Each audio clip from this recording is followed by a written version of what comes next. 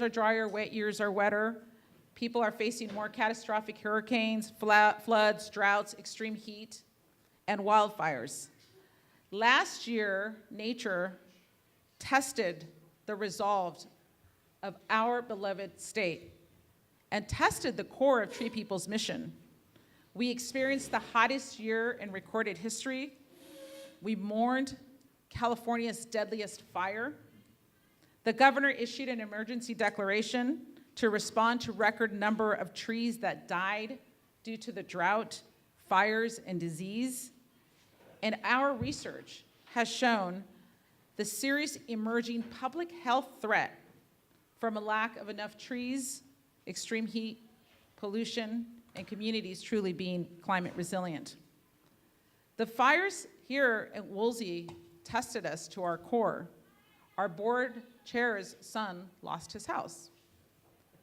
Many of us, Beth Burnham on our board and others, were evacuated as hundreds of thousands of acres went up in flames. Almost 200,000 of our neighbors, 200,000 people were evacuated. Fortunately, partners, and many partners here in this room, empowered us to be ready to do more. With the support of Boeing, which you will hear more of today, we launched Forest Aid, which prepared us to be immediately able to respond. Our restoration work has provided a little bit of a silver lining for residents and businesses and land managers that are working in our most fire-impacted areas. And so we are determined to continue to bring people together, to do more, because we have to do more to save property, wildlife, and human lives. I moved from being assistant general manager at the Los Angeles Department of Water and Power. I served as a city council member and mayor of my own town, and I'd served in the legislature prior to that. And I moved to become CEO of Tree People because I realized that at this moment in human history, there is nothing more important than for us to figure out how we address the urgent threats from the changing climate, inequity, and unsustainable development. We only get one planet, and we all only get one life. So we brought everybody here together so that we can together figure out how much time, passion, commitment, and our talents are we willing to invest into ensuring that Los Angeles, the region, and communities throughout the world are protected from the changing climate. So we do have a lot of work ahead of us, but fortunately, each one of you exists, and there's still time to act. So I'd like to introduce Andy Lipkis, who is our founder. Andy started Tree People 1973. So we have been around for 46 years. And as many of you know, I mean, Andy has really been a just tremendous visionary and provided a lot of leadership in making sure that we bring agencies together, the communities together, CBOs and other partners to address, again, the world's most pressing problems. So with that, I'd like to introduce Andy.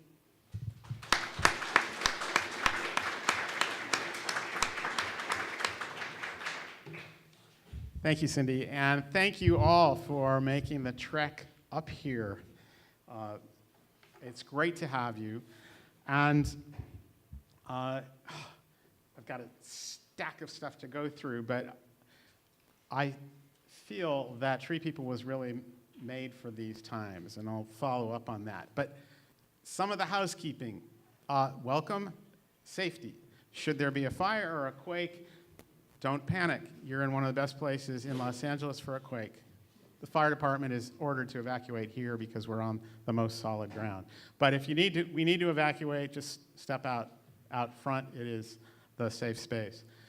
Most importantly, the bathrooms. They are on the other side of this wall. And to get to them, just go out either door and go around. And there's backup bathrooms just as you go out to the left. Go a little bit around the circle and you'll see signs. So that business out of the way.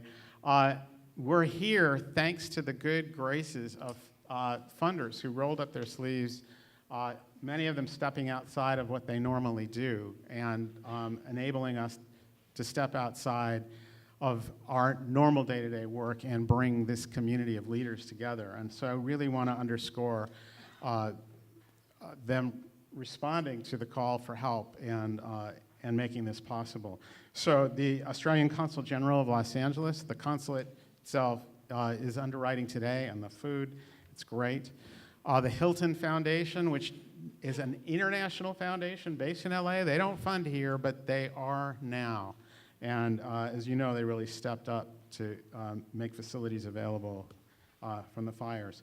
The Rockefeller 100 Resilient Cities program, because Los Angeles is one of those cities, and these are exactly the issues that they're working on. They're helping.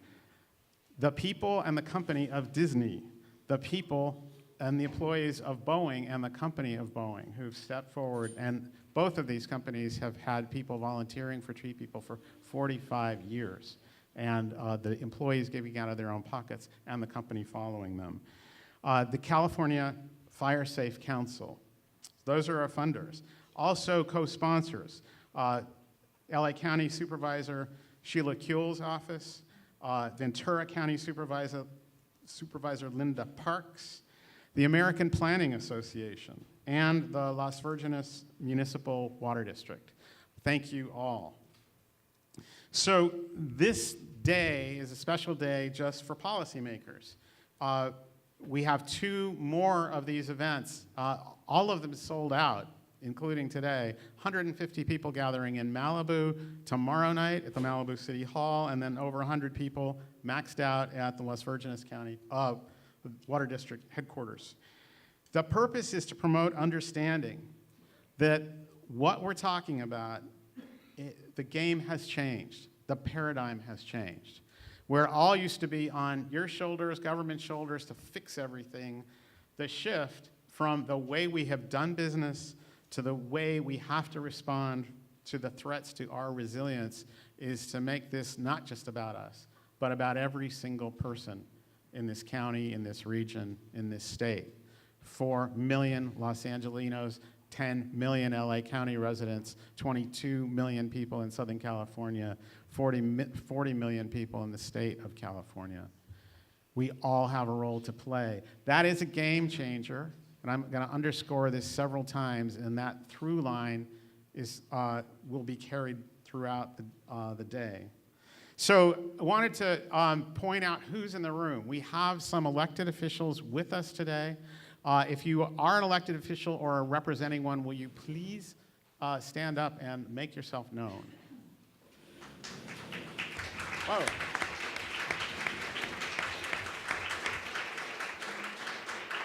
Wow. You should, who do we have from County Supervisor's Office? Just say who you're representing. Maybe if people, everybody that stood up, just go around and see which office. Yeah. Stand up again and speak out. So, start here. Thank you.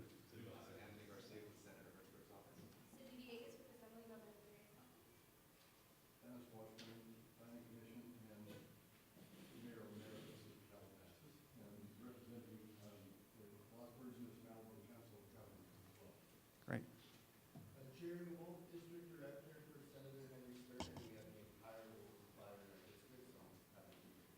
Congratulations. Thank you.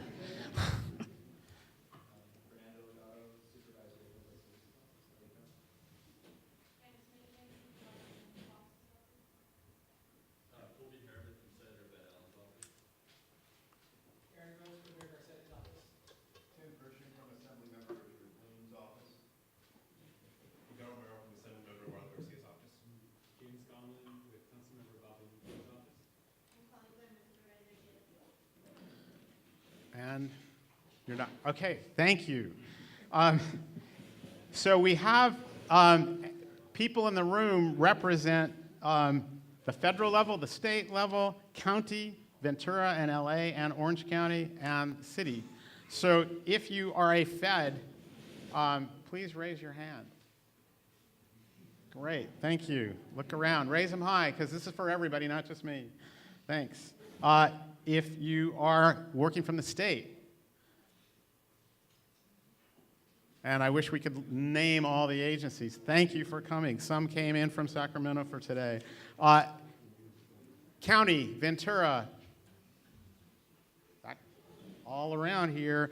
LA County, Orange County. This is great. Cities. So we got Los Angeles. There is a list of all of these, but it's all online. But so we want to know. Anyhow, it is really an honor, and I think on behalf of the people of the state and the region, thank you for being here. So why tree people? Why here? This facility used to be the Mountain Fire Patrol headquarters for the whole city of Los Angeles, built in 1920. And we tree people inherited it when the fire department moved out.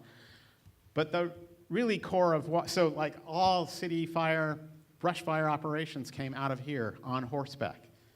And then in Model T trucks. And ultimately, when the city grew and we got helicopters, it was moved, and tree people got to move in here, but some of that DNA is here.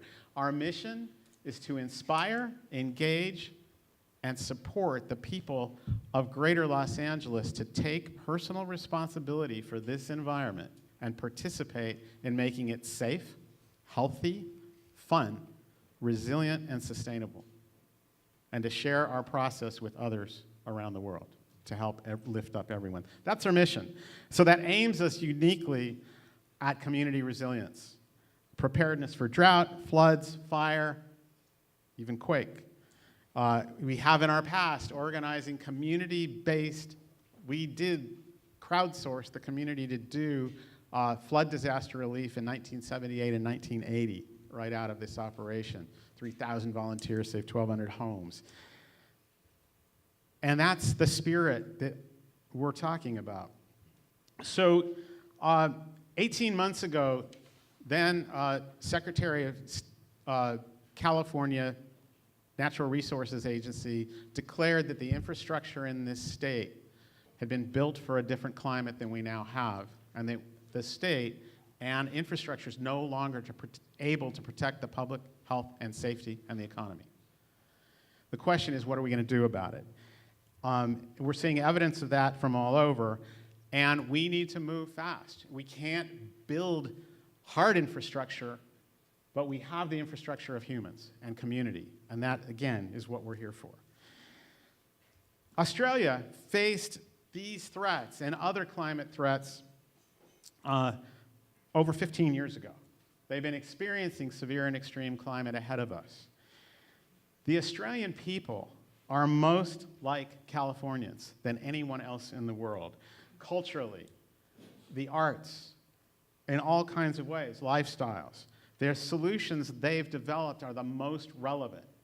They involve, for drought and these other things, some significant lifestyle change that Americans think isn't possible. But when you look at Australia, you find a better lifestyle as a result. You find neighbors and communities holding hands, and this is why Tree People's been studying them for over 20 years. During the drought, we reached out, we got a grant from Boeing, we sent our staff down, and we found solutions for how they saved the country during a 12-year drought. But we also found solutions to emerging issues that we're facing from heat and fire. And that's why we were able to bring this fire information now. So it's important to understand that nobody's to blame for where we're at now, but we need to move beyond this.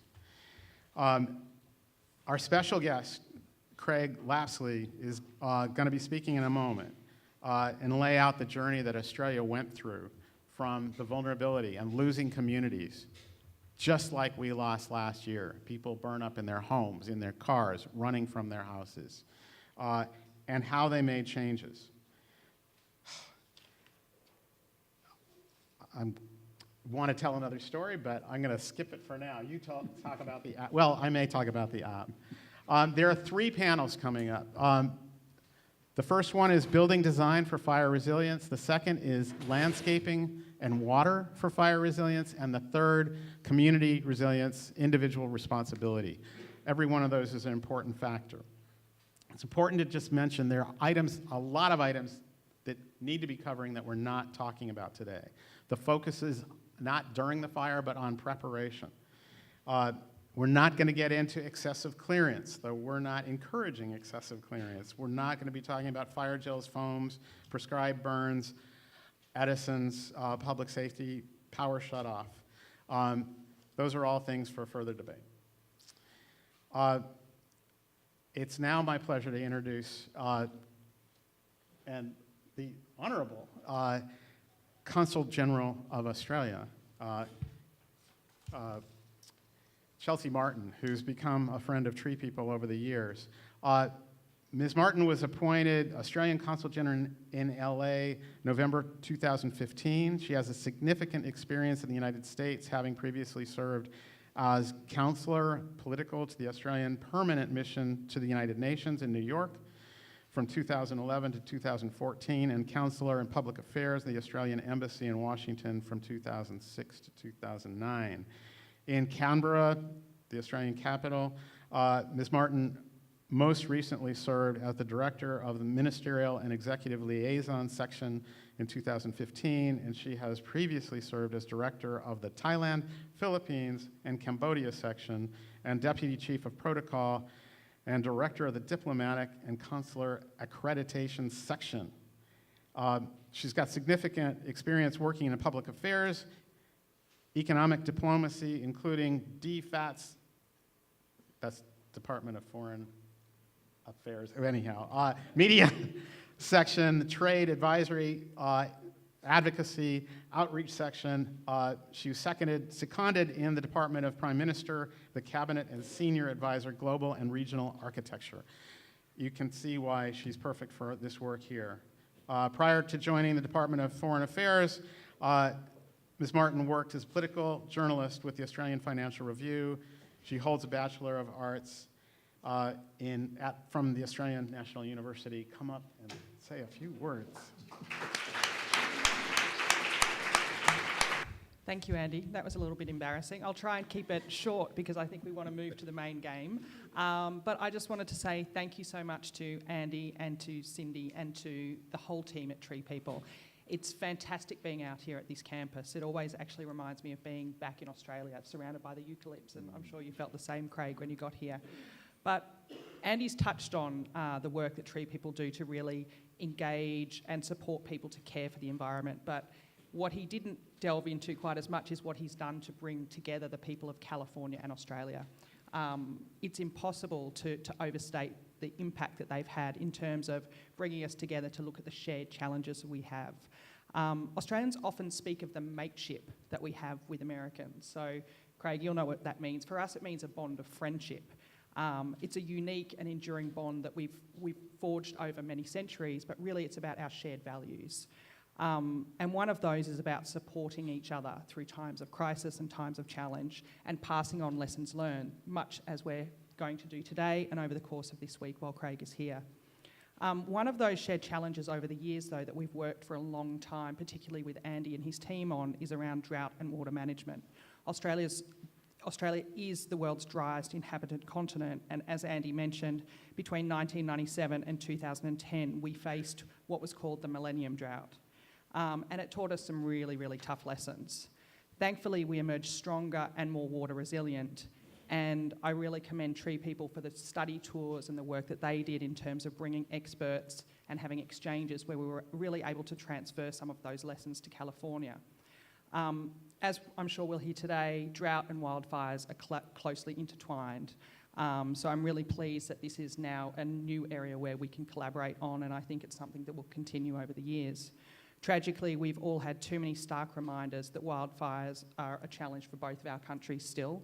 And of course, we were all very saddened by the lives lost during last year's fires right here on the doorstep. So I really wanted to acknowledge the sacrifices of the firefighters who paid the ultimate price while keeping our communities here in Los Angeles and surrounds safe. So as mates, and that's what we are, Australia is always pleased to stand in solidarity with California, and I can't recall the exact number, but I think we sent something over 100 firefighters over here to California last year. And we're really pleased to also continue some of that exchange through the scientific field, where we sent a big delegation from our scientific organisation, CSIRO, over to Sacramento just a week ago, doing much as we're doing here, trying to share some of those policy lessons. Now, it's not just a one-way street, so this is the important thing for us. It's not just Australia coming over here to tell you what we've experienced. We've also been very lucky that US firefighters have regularly come over to help Australia during times of bushfires, as we call them over there. And I think we had some 60 specialists who help us deal with the tragic Black Saturday bushfires of 2009, which claimed the lives of 173 Australians. We're fortunate to have with us Commissioner Craig Lapsey from the state of Victoria, who was on the front lines in 2009, and so is now very well placed to share some of Australia's lessons with us today. So without further ado, I think I'll let us get back to the main game and start hearing from the experts. But thank you very much, everyone, for being here, and we're very, very pleased to support Tree People and collaborate with them once again.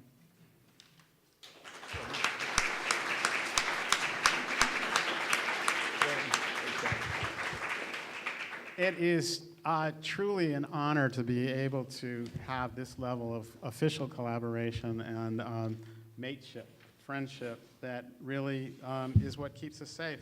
I'm about to bring up Craig and the panel. So why don't the panel come on up? What's that?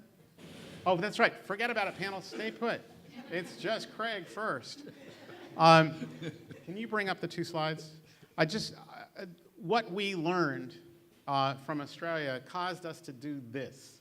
This is a 218,000-gallon cistern, and it's 20 feet behind you. During the drought, when the drought started, it was empty. We got 4 inches of rain in January 2014. Next slide. In May, we had a red flag alert. It was 105 degrees here, and this special fire truck showed up, code 3. And I ran out. Deb and I were sitting here meeting, and I ran out and said, "What's up?" And they said, "We heard you had water." That truck's job is to fill the helicopters. That's it. We had enough water right here to fill 250 helicopters at the helispot right across the street.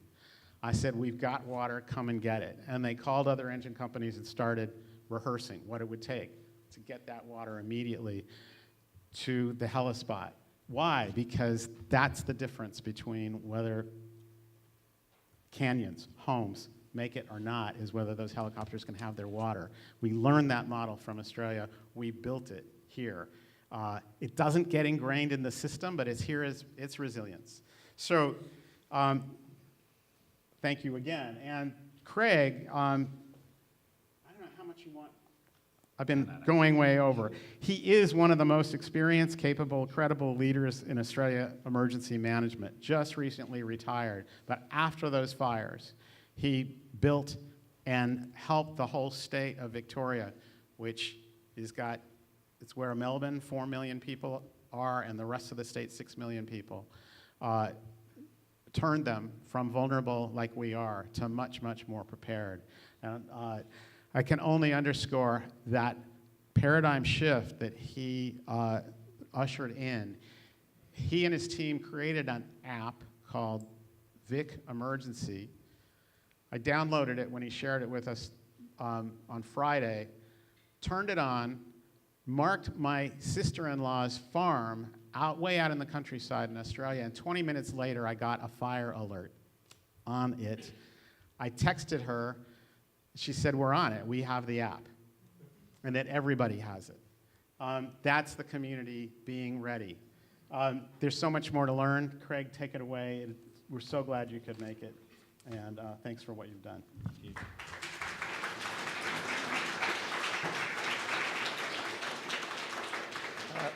Good morning, and what a great opportunity to share, and it is share, and learn about where you've been. To everyone that's already spoken, congratulations, because I feel, and Cindy's not here, but the absolute momentum about what are the challenges ahead of us. And the challenges ahead of us are exactly the same, as Chelsea said, in Australia, what they are here. And when I first got appointed 8 years ago as the Commissioner, one of the things I needed to do, and I was appointed after a Royal Commission, and I'll explain that in a moment, a Royal Commission which was put to look at and analyse the fires of 2009. And I knew I had to go somewhere to learn. And do you know where I went? I come to America, and I made great friends in California. So California State, some of the fire department chiefs, LA City, the resilience office of LA City has been fantastic to us. And we've just wandered along every year for the last 8 years. I come in for probably 2 or 3 weeks, brought different players in out of my team to just share and understand that we've got something that we are both challenged with in the same ways. Climate, drought, climate change in itself, growth in communities, community expectations, technology, innovation, generational change, and it goes on. There's a whole list of things that challenge us all.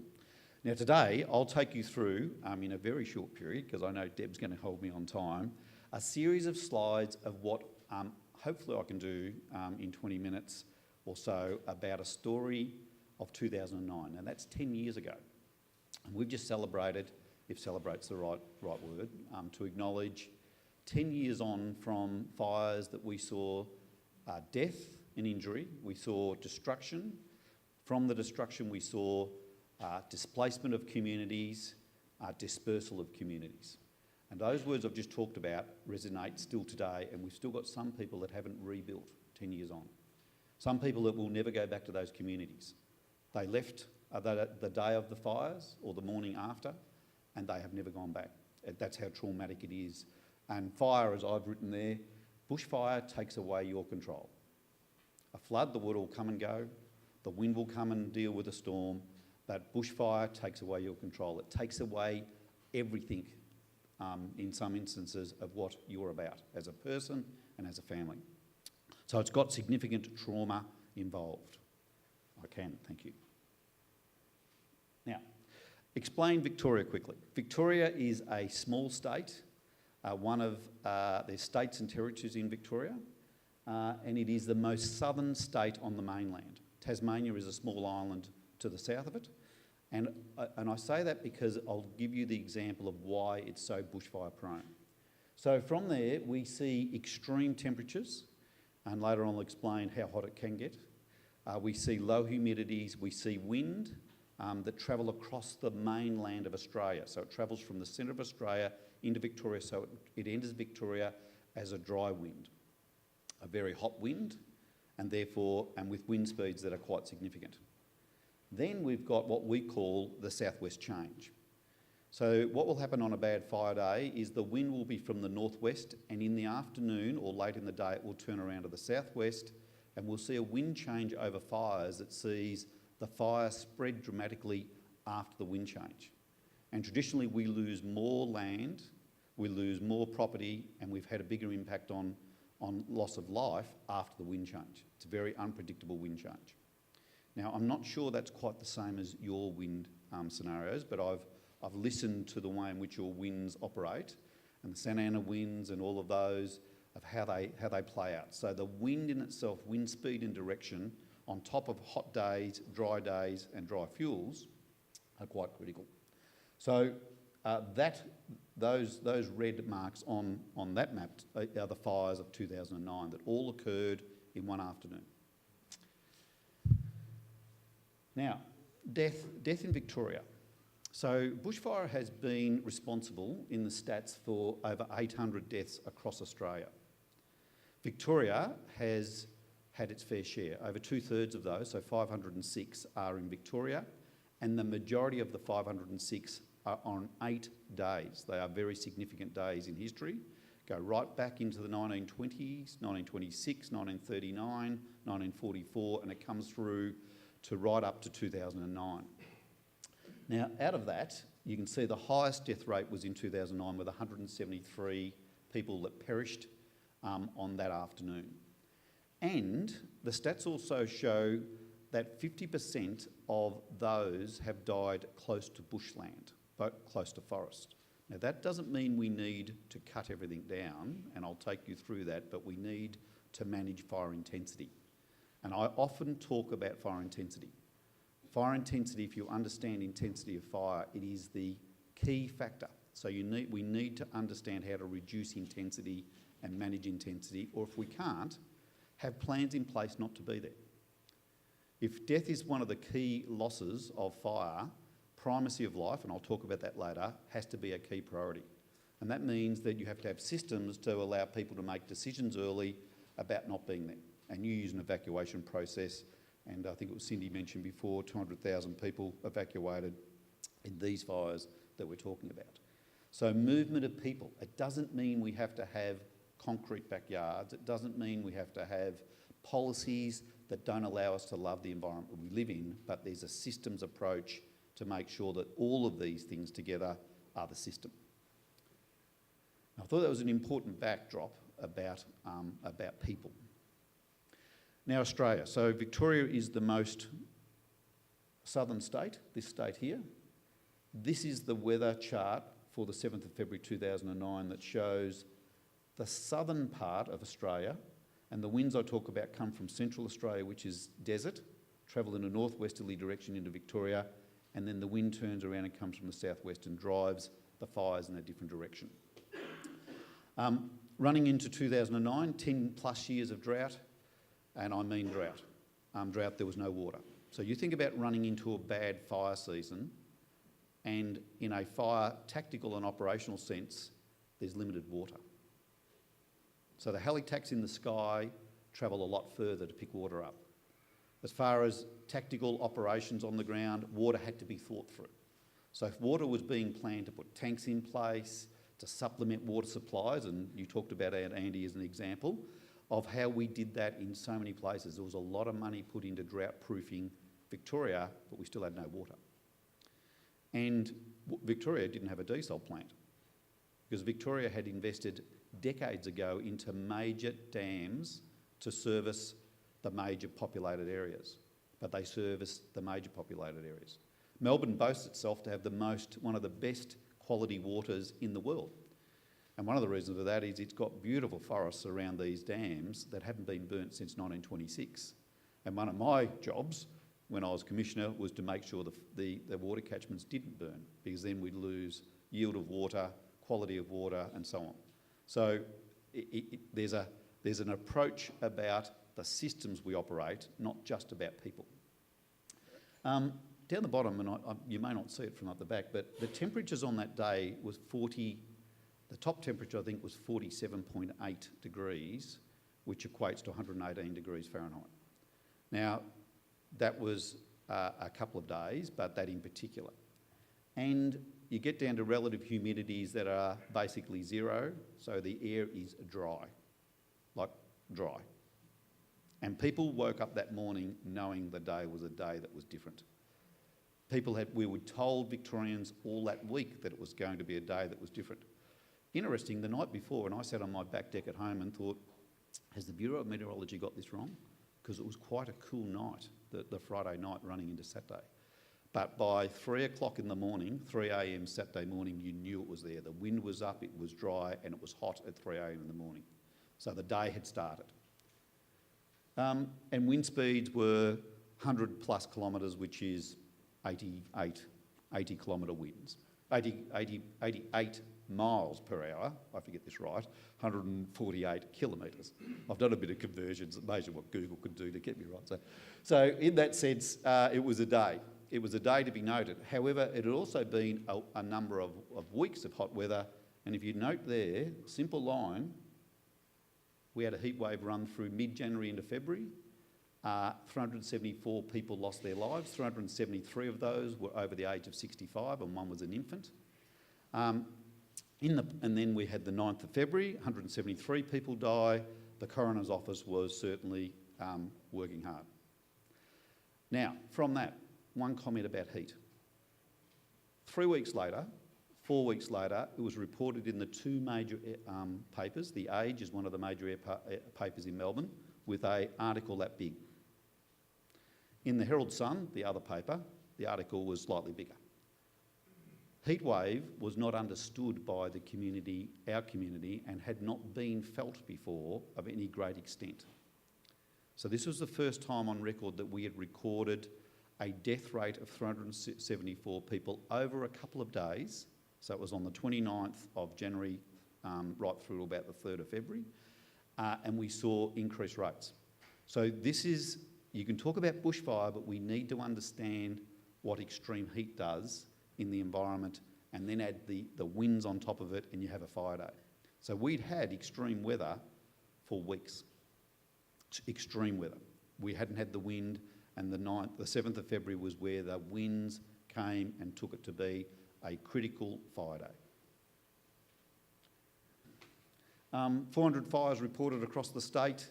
Most of those were suppressed. So fire activities, fire authorities did very well against very, very difficult conditions, exceptionally well. Now, out of those, I guarantee it was never reported in the papers how well the suppression was done on 80 fires. It would have been, I know, it was reported. And here's one of the, Kate just brought this in out of Black Saturday paper, goes page after page of the destruction of what occurred. Destruction, but nowhere is it written about the success of 385 fires that were suppressed. That's okay, that's the way media operates, but it needs to be said that we weren't beaten in every corner on every fire. We were able to be successful, but will be measured by death and destruction by the one or two that we don't, and rightly so. And also, when you get to these fires, they test the systems, and I'll talk about the systems in a moment. Building systems, road systems, suppression systems, communication systems, technology systems. It's about systems, and that's been my last 8 years, is to build systems. From there, fires were erratic, unpredictable, uncontrollable, and it goes on. Embers were spotting tens of kilometres ahead, 20 miles ahead was spotting activities of embers, and not only embers, but small parts of trees were falling in people's backyards. So it was airborne debris that were seen as embers. People think of embers to be very small leaf-type embers. These were parcels of trees that were mobile in the sky. And from there, we also, and Andy and the team asked me about this photo, because if you look in here, destruction, but green trees left, types of trees. Now we can analyse that, and you will have the same about types of vegetation that will burn or not, or how a fire travels into a community. This here has got fire that is completely burning in the bushland here, coming up a hill into a community, and some of these properties went house to house. Some of these properties were burnt from embers coming in before the fire. Some of them were burnt because the gas cylinders had vented, so where they were not on reticulated gas, and the gas cylinders did exactly what they were designed to do, vent off but catch light, and they are the blowtorch that burns the fence or the next house. Or the fence is the bit that burns into the house. So these were house-to-house, property-to-property losses, and I think you've had that. I think I drove your fires, or part of your fires on Saturday, just to get a feel for it, and I think I could see where there was property-to-property loss of houses, sheds, or outbuildings. And also, that comes in to start to analyse, well, what is it? So what's this issue about gas cylinders? What's this issue about the types of fences or the vegetation in your backyard, or what I call housekeeping, the trampoline that's left out? I might have the best system, but all of a sudden something will break that system. And I'll talk a little bit about some of those things in a moment. The day itself, numbers again, 173 people, physical injuries. Interesting, we expected to see more injury. It was one of those days you either made it or you didn't, which is a hard thing to say, but that's a fact. I was actually responsible at the time for all of the health systems and the recovery system of the state, and we opened all the burns units across Australia, and we got 23 people that were in for the most serious of burns. You either made it or you didn't. The trauma, though, of those that dodged the fire and the decisions of how to get out and the journeys that they travelled are also not captured in these stats. The trauma that is involved with our communities is very, very, very deep and will be there for life. It goes on then about community buildings, vehicles, agriculture, animals, livestock, fencing. So it had a big impact on the economics. Had a big impact on agricultural farming. It had a big impact on plantation and natural forests. And some significant scars that these forests are not growing back. To have intensity of this type of fire is so destructive to the types of forests that we should be protecting. That was the impact. I now talk about the consequences. So what are the consequences? I can give you a story of a lady about a week into the fire who pulled me up and she said, Craig, I live in a house in a street of 16 houses. 14 were burnt down, 2 are left, and I'm in one of those that were left. So he said, my kids play in the street every night. They go to school with those kids in those other houses, walk to school, walk home, very close neighbourhood. She said they're gone. Not one person died in that street, so they didn't have the grief of the death. But the whole network had gone. And I got to know Jodie very well. And even today, she still has not been able to rebuild what was taken away on that day. The network of her kids growing up, those other 14 houses in the main did not come back. They built elsewhere. They moved on. They went to a different school. They travelled a different way to jobs and they didn't fit into that community. So the consequences were quite significant. And I talk about the Ds, the death, the destruction, the displacement of community and the dispersal of where they go. They become disconnected. Now, you'll hear some of these little one-liners of mine, but the Ds really resonate. When you've got death in a community, it is so much different than not having death. Death takes the community to a different place. But if you have the destruction that everything is lost, and some people lost everything, then you get into moving from the victim to survivors, and we move that really quickly. We had to get away from this victim mentality to you are a survivor, and we've got to get the positive. You don't want to do it too quick, but you don't want to hang on to this victim mentality too long. You've got to move it. And we did that. Then it gets into the survivors, the consequences of grieving, dealing with numbers of funerals. And when they're close communities or a total family has lost their lives, it is very deep when you start to deal with the grieving and the whole process of respectfully managing funerals. We didn't run funerals for over 4 or 5 weeks because the coroner needed to do some work, so we had to run memorials during the day, and later on people were buried. It was very difficult. Then you get into the personal trauma, the family trauma. You get into the mental, the medical and the physical well-being of people. Then you get into those issues that you lose your identity. People lost everything. Their licence, their passport, all of those cards they had gone. They were a non-identified person. Now that in itself is quite interesting. It's very deep. Now I'm going to go close. I'm not looking at Deb again. The issues of belongings, the place of belonging, the community becoming welfare dependent, and many communities have not relied on welfare before, that then all of a sudden have to rely on what government provides and the support. And it goes into school disruption, employment disruption, economic disruption. It is all a disruptive world. You know it. Now, if you take all those things and work it backwards, how do you stop that from occurring? Well, it gets back that you've got to be more resilient, you've got to be better at your extinguishment, you've got to be better at understanding fire in the landscape and what it does to communities. And then the last bit on this side over here is children, youth, men and women are so different. If you have got, it's almost too simple what I'm saying here. If children are impacted by these traumatic events, they are quite resilient until later in life. It comes back and haunts them. Youth, Watch what happens with youth. A 13-year-old that has this traumatic event, watch where they are in 17. It'll catch them real quick. And they will probably disconnect from their family about the traumatic event. We've had people that have been pregnant through these events, that children have been born into a family that is traumatised.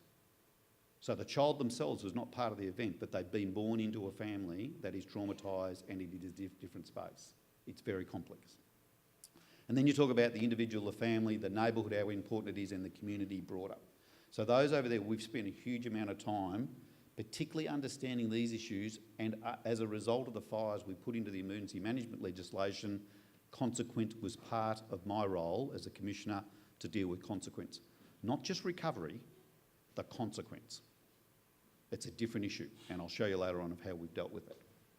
Now I'm going to have to really move now. A Royal Commission was formed. It's the highest level that the government appointed. The Royal Commission come up with the themes here.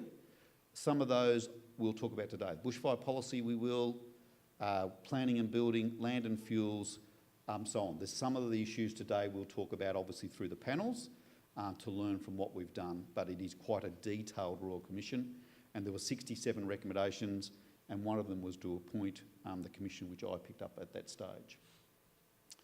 The Royal Commission also saw a lack of standards, a lack of joined up response.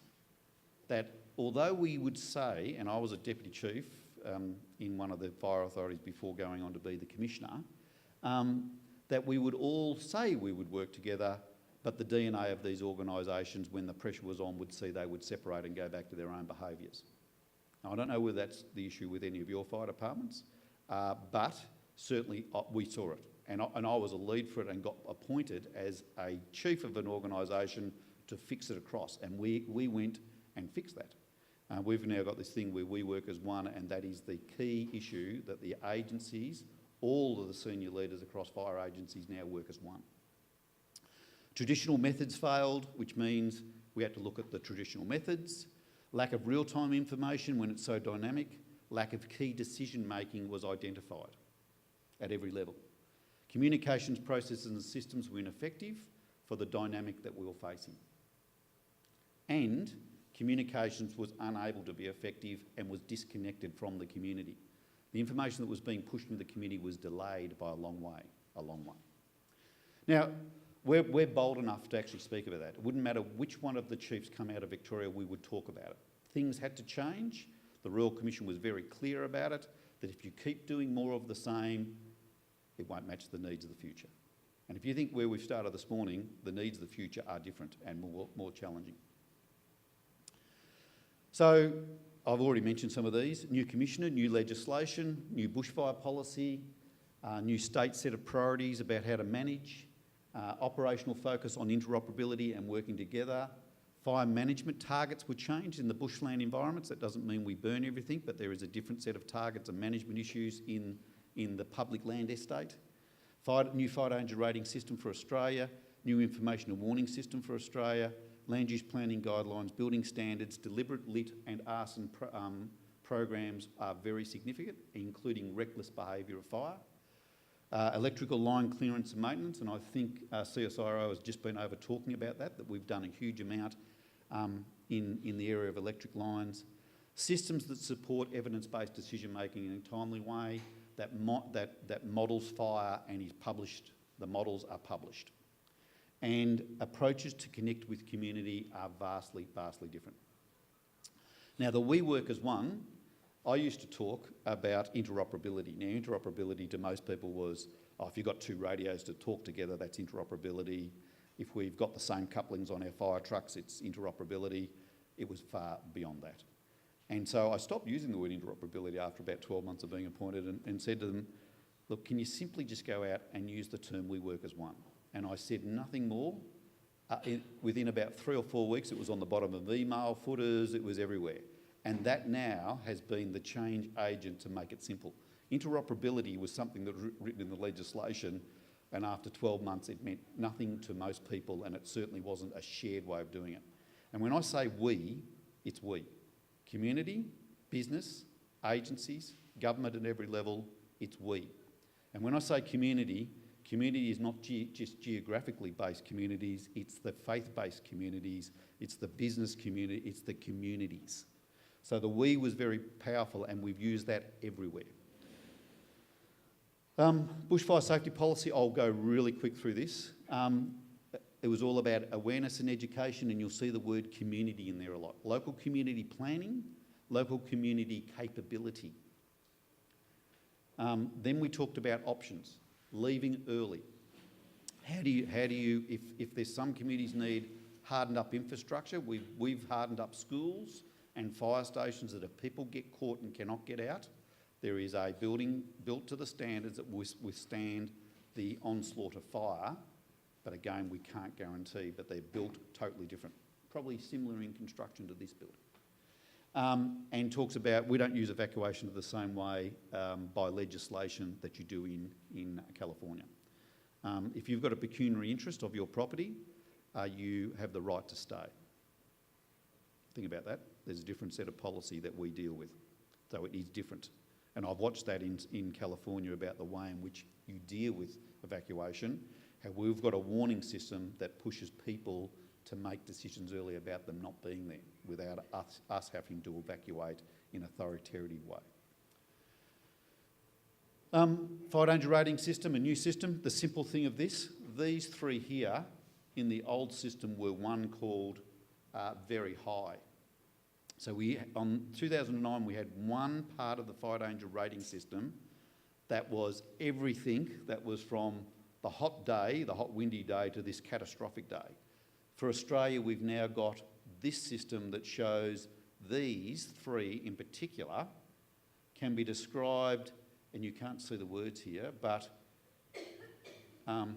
the rating system has been built with science behind it. This is the description of what the fire will do and what actions people should take. And this is the issue about fuel reduction and how successful it probably would be at those ratings. So we've built the fire danger rating system understanding building design, building in the landscape and the landscape. Now, scientifically that was quite challenging, but we did it. In here, it also advises the messages. If you get into here, it talks about homes that are situated and constructed or modified to withstand a bushfire that are well prepared and actively defend may provide safety. Now, if we've written that attached to extreme, think of the message that's going out early before the fire's even started. You need to think about this. We're in extreme, and if you're not actively able to defend a building that's sited and constructed correctly, don't be there. So this is how we compensate for the evacuation part. We start to empower information into community that they're not there. Or if they're there, they're making a very conscious decision about why they are there. Down here, in code red, the worst conditions for a bush or grass fire. Homes are not designed or constructed to withstand fire in these conditions. Pretty straightforward. If you're in the code red area, now in our modelling, that happens once every 2 or 3 years, we're already telling you not to be there. So people make decisions on the night before or the morning of to go, I'm not going to be here. And I'm taking Percy the alpaca and Eric the horse with me as well. I'm going to make decisions about what it means. And I'm not going to have the kids at school. The kids are coming with me as a family. The district nurse will not be providing in-home care on that day. So the person that receives that has to have a plan about it. So we've designed, through the fire danger rating system, in a description there about what people should or shouldn't do, scientifically done. Now, we're reviewing that now. That's a current piece of work that will take 2.5 years further ahead of us to review, because we want to make sure that it's also matching the conditions of what we've done.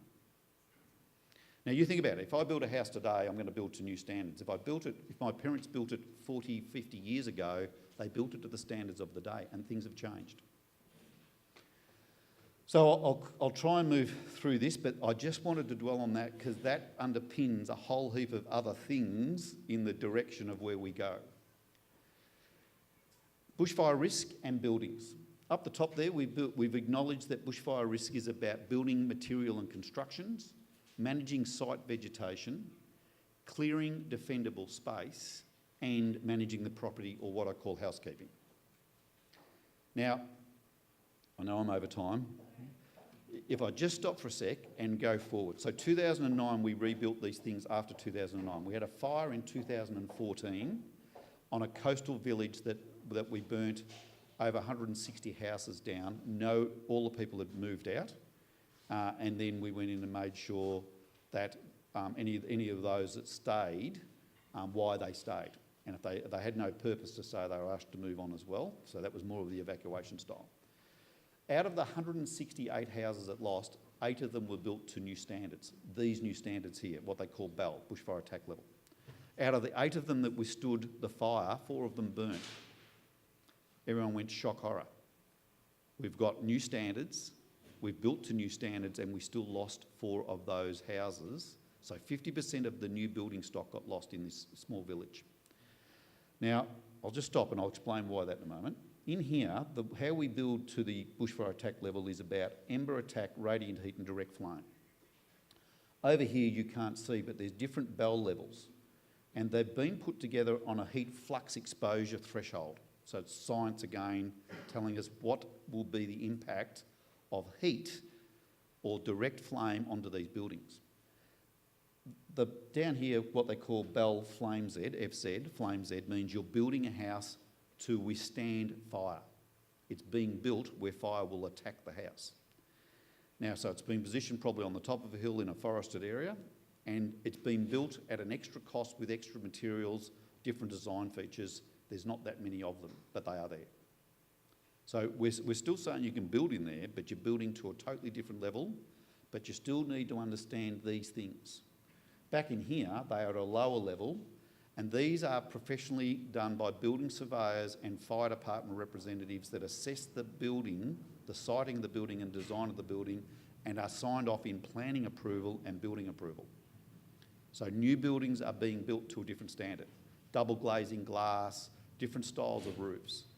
Now think, one of the things that happened in 2009, the winds were so strong, a number of the roofs lifted up and the fire entered the buildings because the roof had become unattached or partly unattached. So roofing materials and how roofs are secured to the buildings is a big part of this level of building. So it's about wind impact and fire impact. Otherwise you can blow the place apart. It's the 3 pigs, isn't it? I'm going to build a house out of straw, I'm going to build the house out of wood, or I'm going to build the house out of something, out of brick. It is almost, I could probably give you the 3 pig story. But here it is here. I'm going to build at a lower level for the environment in, or an absolute level for the environment in. We're not asking for flame zone to be built everywhere at all. So out of that, it talks about that. Vegetation, construction type, radiant heat, so on and so on and so on. Now, it also got where you may use fire shielding. So the building's built a certain way and you shield the building from another type of structure. So you build a building, but you put something very close to it as a wall, so on and so on. So there's ways to do it. Sorry, I thought this was important because it will probably come up in the questions later on. Then we talk about water. The simple thing with water, supply of water, 10,000 litres, which is 4,000 US gallons, able to be accessed by a fire vehicle, able to be away from the building with some sort of access. So here, water, accessible, clear marking, so it's marked properly, and these are the approved adapters or connections. One of the things we found in 2009 was people had done the right thing, plastic tanks, plastic fittings, and all of a sudden the plastic pipe between the tank and the outlet was the bit that went, and where's the water? It was melted, burnt, and the water drained. So the tank was of no value. We've even gone to the issue now where in this tank you can have residential water in the upper part, but in the bottom part where the domestic takeoff is, there has to be 10,000 litres or 4,000 gallons of water left for firefighting. And firefighting is for me, the resident, as well as the fire department to use. So it's got two purposes. If I'm there and I've got pumps connected, or I'm not there and I've got automatic systems as sprinklers, that will be the water that runs, and so on. And I think we might talk about that a little bit later. State priorities, I'll spend 20 seconds on these. Deb. First one, we reset this. My first job on the 1st of December 2010 when I was appointed, we published these on that day. And I said, I'm willing for anyone to challenge me on them, but I think we're pretty right. We now use them for every emergency. Primacy of life is primacy of life. Before that, we had protect the firefighter, the emergency worker, then protect the community. We went, and the Royal Commission found that to be somewhat concerning. The philosophy was right, the execution and the way it was probably not. The philosophy of protecting a firefighter so they can protect you, but we know in these environments that you won't get a fire truck to every letterbox and you won't have enough firefighters to do it. So it was about primacy of life. Life is life is life, whether it's a firefighter, an emergency worker, a paramedic, or a visitor to California. It's the same. So we put up there, and I use the words, it's actually about protection and preservation of life, primacy of life, people resonate to. And it has worked. And I say to them, primacy of life or community-centric understanding is where we start, and that's where we finish. Everything, if you're not doing it for the community, ask yourself why you're doing it. Second thing is issuing information to allow community members to make decisions about their safety. Now, whether that's in the early stage to say you need to plan different, build different, giving information to make good decisions. If it's about the day before the bad weather day, give them information. If it's on the day, give them information. Now, Andy described about our app is one of those things. And then the rest are protection of critical infrastructure, residential property, assets and environment. Now, I've just gone really quick over them. These two are non-negotiable to anyone that is in any management position. Everything is about primacy of life and being transparent about information. And the rest of it comes on.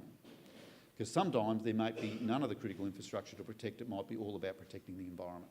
So they aren't numbered, they simply are, the top two are, in my mind, non-negotiable no matter what we do, and the other four can be stacked up in any order they need to be.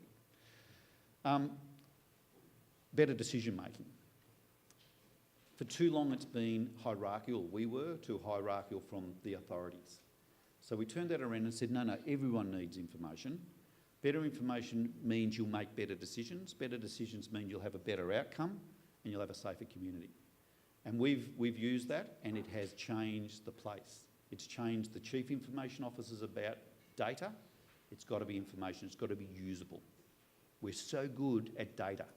We're so good at having so much data but not sharing it.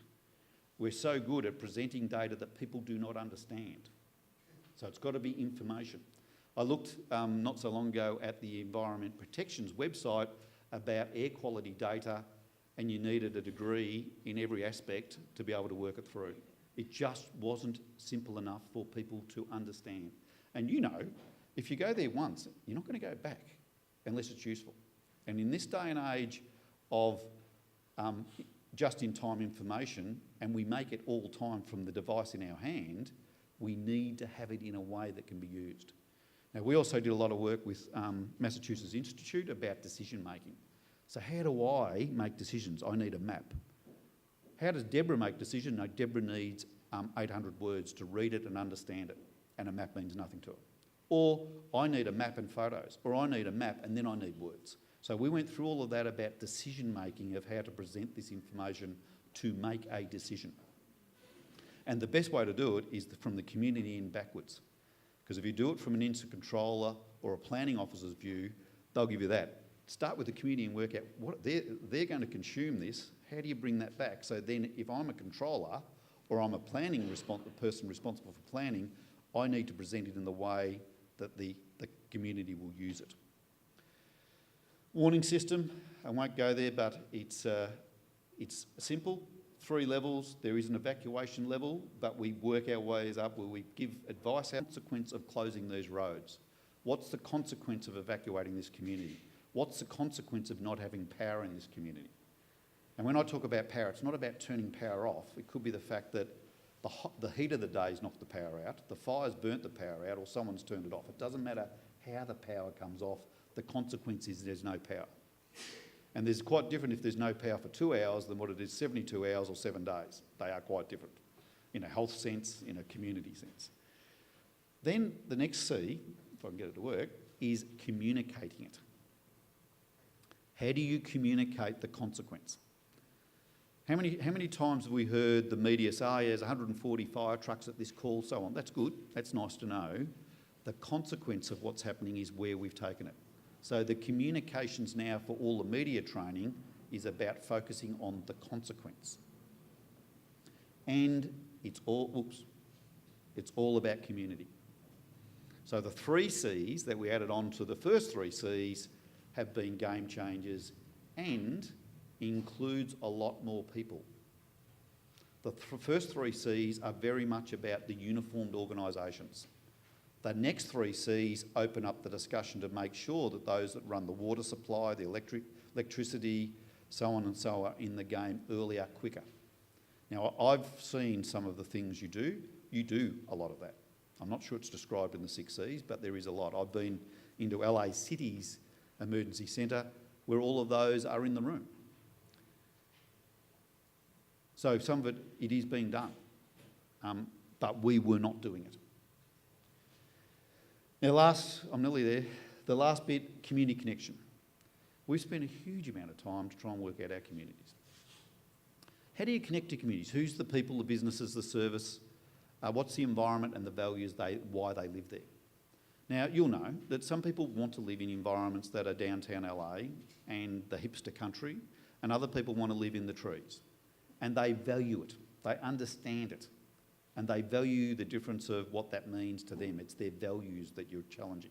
So the values of people and the support that they've got are really important. The bit that we have spent a lot of time on is down the bottom here. Who are the trusted networks in the community, or here they are here, and who are the trusted leaders? So the trusted networks in a community is who? The business, the sport and recreation, the clubs. They're there. They're well structured, you can go and find them. But who's the trusted leaders?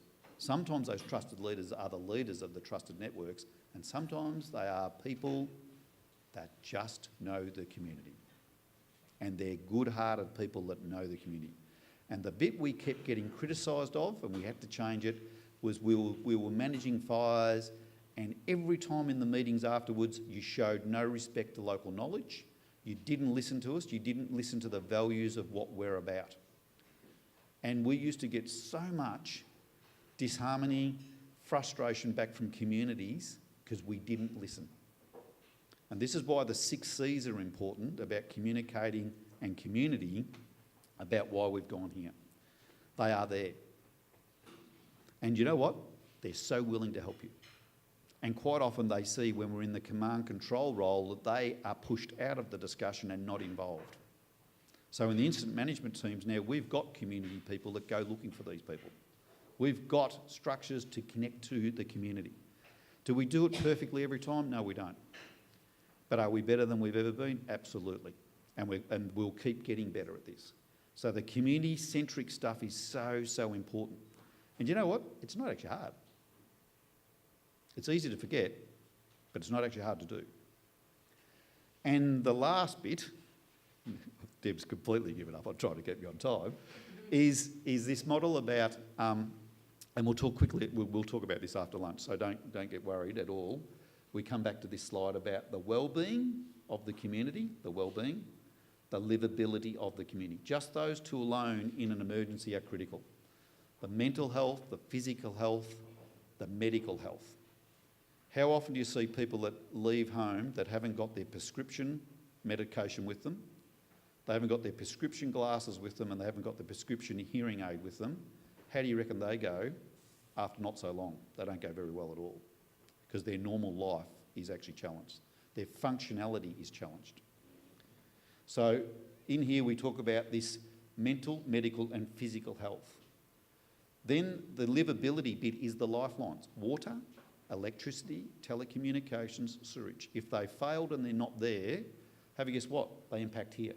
If you've got above ground sewage, the next problem is your well-being, is your health.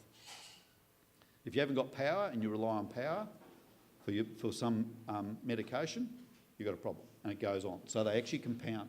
Sustainability is about microeconomics, getting the businesses back together and local fabric, and viability is the macroeconomics, which is a longer haul. We've brought that in over the last couple of years, worked extremely well, and we'll talk about this afternoon in the panel. So, last thing, our journey was simple. We used to be single agencies. And we were so proud to be single agencies. We were very proud of who we were and what we were. Environment protection was by themselves, the water authorities were by themselves, fire authorities were off doing their thing, and we said enough's enough. So, we went to this network of emergency services. The network of emergency service was very much the red and blue light brigades, those in uniforms, and we brought them together to work better together. And we got them solid. Police, ambulance, fire, better together. And the leaders all the chiefs would meet, all the chiefs, at 7:30 on a Monday morning, every Monday morning, whilst I was a commissioner. And I wouldn't let them out of the room. They'd all come in for 30 minutes, we'd have the chat, and we would keep the place running. And that was about visual leadership, that we were together, as well as tactical and operational stuff. The challenge, though, is this movement here. How do you get to a public safety emergency management footprint in a collaborative way of the future? And I use it as one of those expandable balls, that everything moves together, but you're all in there.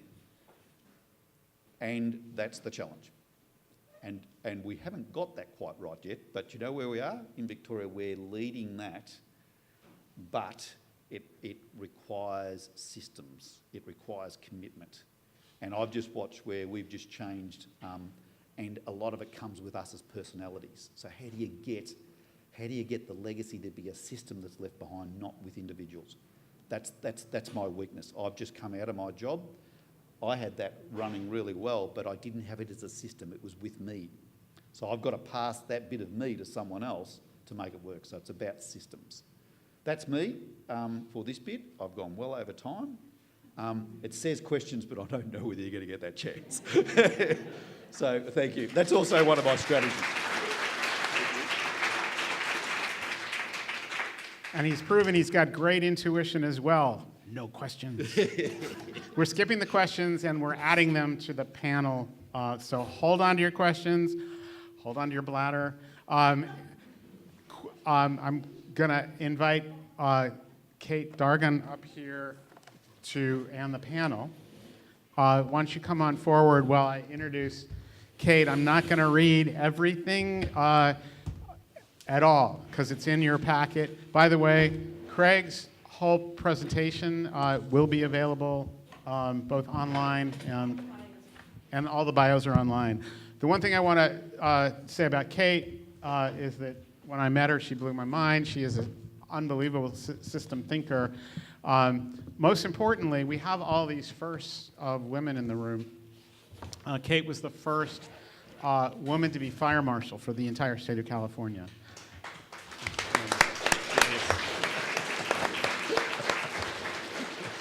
And she is visionary in very, very high-tech geospatial modeling that could help everybody in any community be able to actually adjust their home, fix their home, make it fire safe, make it resilient. We brainstorm about that stuff. And I'm going to just turn it over to you because we want to keep moving. So do you all need to stand up and sit down, or can you hang out for the half hour? Let's keep going. If you need a pee break, just take one. Ideally outside in the bathroom, or we have trees. But take it away, Kate. Thank you. Whew. Good morning, everyone. Man, it's an information-packed day, and the audience is a set of heavy hitters, and the speakers that you're hearing from today are some of the heaviest hitters that I could imagine collecting to have this conversation.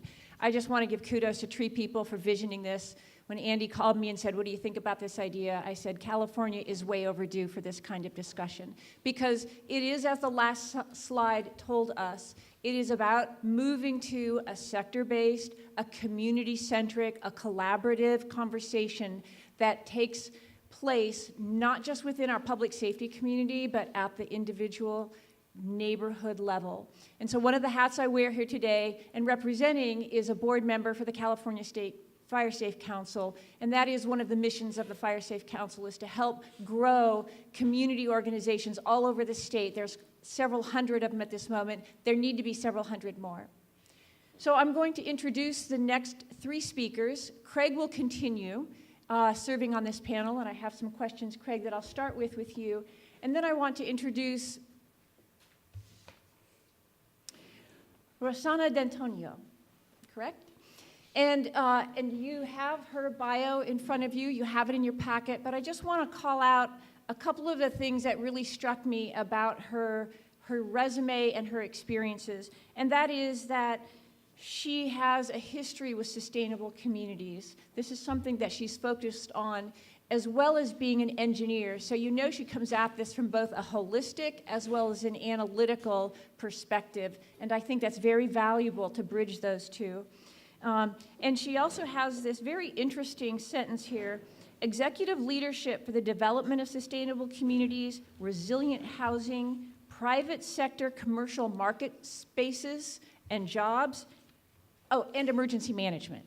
And I just didn't get how all of those you happen to connect with all at the same time, but kudos for that. You can partially explain that to us.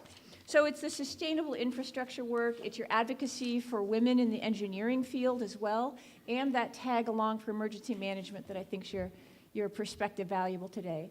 Also serving on this panel is Stuart Tom.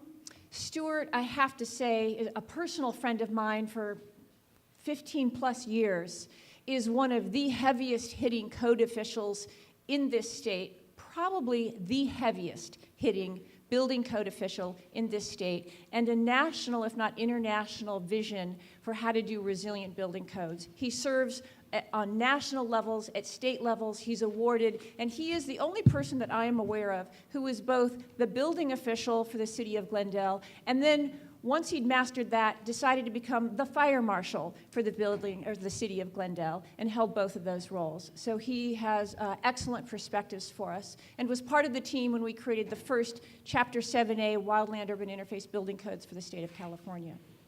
So, ladies and gentlemen, today for the panel questions, I think you have the questions correct ahead of time. I'm going to start with Craig, because, and I'm going to stay sitting up here so I can help speak to you with the questions. I want to start, Craig, with the question that we had here about transition from your communication about the building, and the focus of this panel is the building and design resiliency features. So talk to us a little bit about the specific building elements that were included in some of the descriptions that you created. And Stuart, I'm going to ask you some similar questions about those building elements. Yeah, look, it is complex in the sense there's standards, and then obviously the practical guide was put together by the Victorian Building Authority. So they sat with engineers, the Master Builders Association, so they had the building representative and the architects, engineers, all at the table to say, how do we take this thing forward? And out of concrete bunkers. They can be built out of conventional construction materials if designed and maintained properly, with a much better likelihood of survival. Thank you. Well said, Stuart.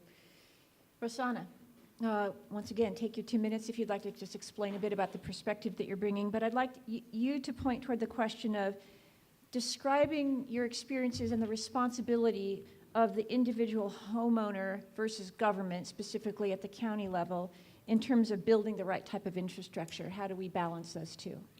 Sure. So the County of Los Angeles Public Works is a unique organization in the sense that we we're an infrastructure agency, so we own, operate, and maintain our infrastructure. And we're also a regulatory agency in the sense that we enforce code compliance with regards to permitting for private property. And so following the Woolsey fire, we lost a lot of infrastructure. We lost several bridges, a lot of guardrail, a lot of road signage. Our waterworks district was damaged. And so we had to spend several weeks in the planning of how do we go about rebuilding some of this infrastructure?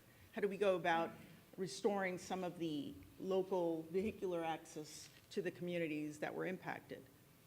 In addition to that, we also have the responsibility of helping homeowners rebuild as quickly as possible. And so how do we go ahead and balance both roles that we have? And the very first thing we did is we mapped all 1,500 properties that were destroyed. And what we discovered was that there were clusters of communities that were impacted. And the communities didn't just necessarily consist of the individual homes that were lost, but also the infrastructure that was impacted. And therefore, when we talk about rebuilding the communities, we are part of that community. We have a role and we have a responsibility in restoring our infrastructure. So we're in it together with the individual homeowners. In the past, we would go and tackle it on a lot per lot basis, and the onus and the burden would fall on the individual homeowners.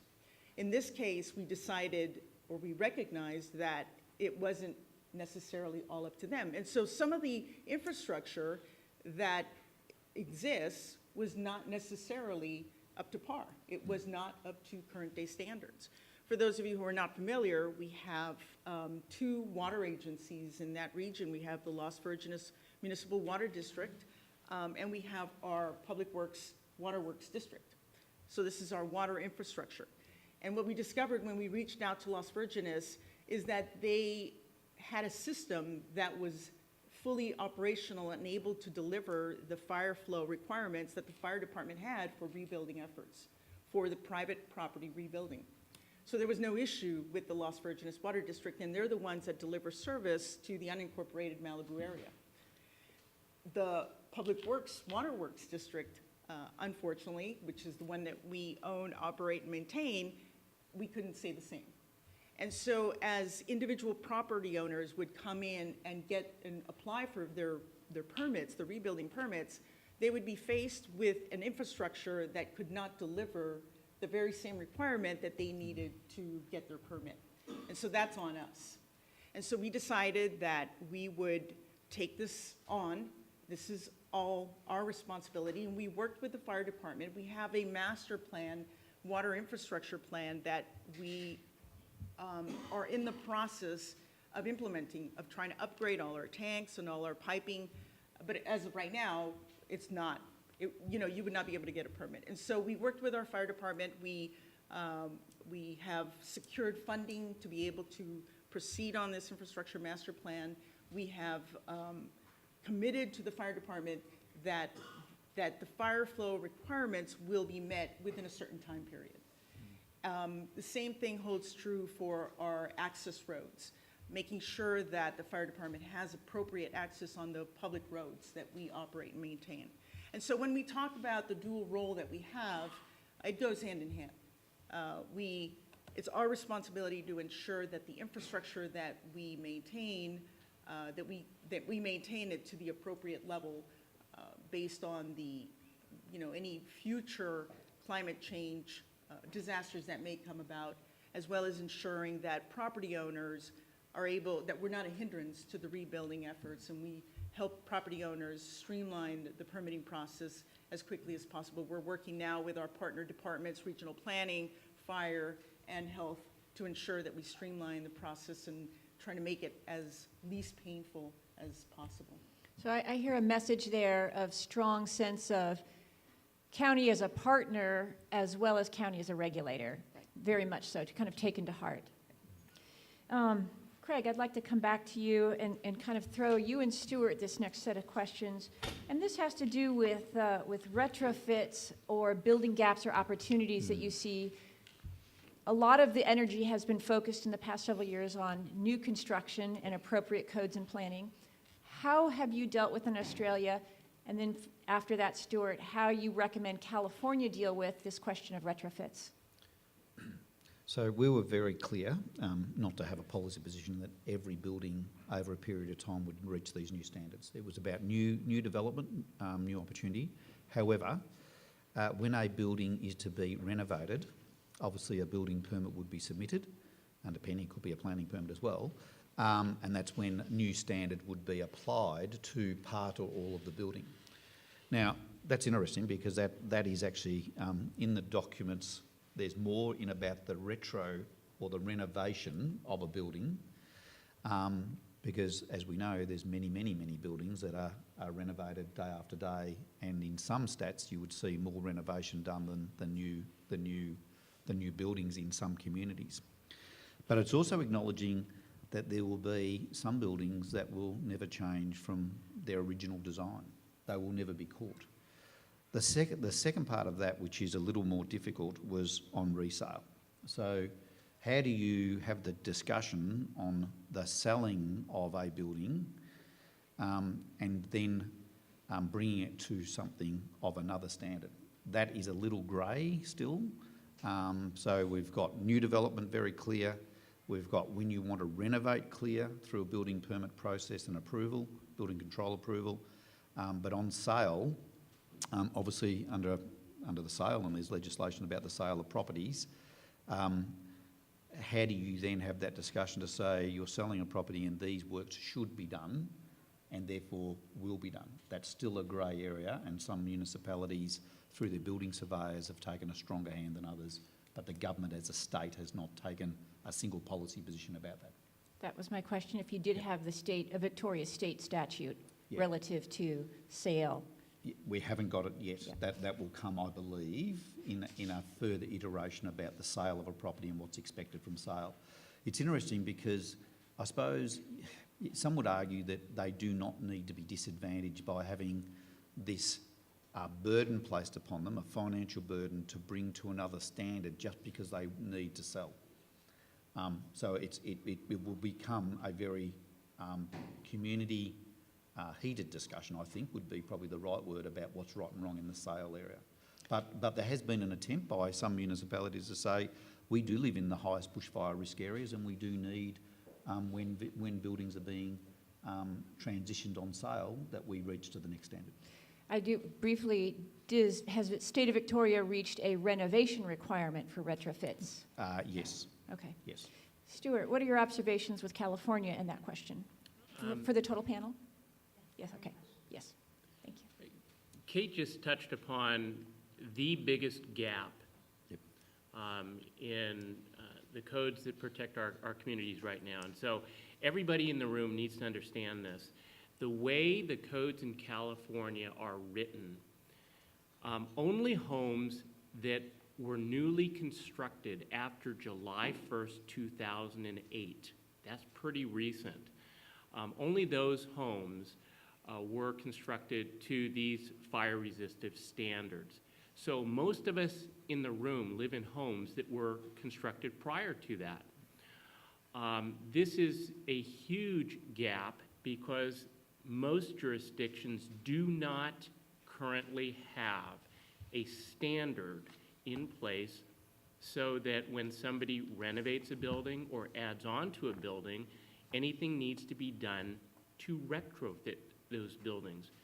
There are some communities that have asked me for some ideas on what portions of Chapter 7A are real low-hanging fruit and good targets that their communities can add to their local ordinances so that when somebody does add on to their home or renovate it, some of these standards will be added. It turns out that this is a code adoption year. Every 3 years in California, our communities adopt new codes. This is the year that codes are being adopted in this 3-year cycle. So if your community would like to amend the code to address retrofit, now's the time to do it, and this is probably the biggest gap in our protective standards today.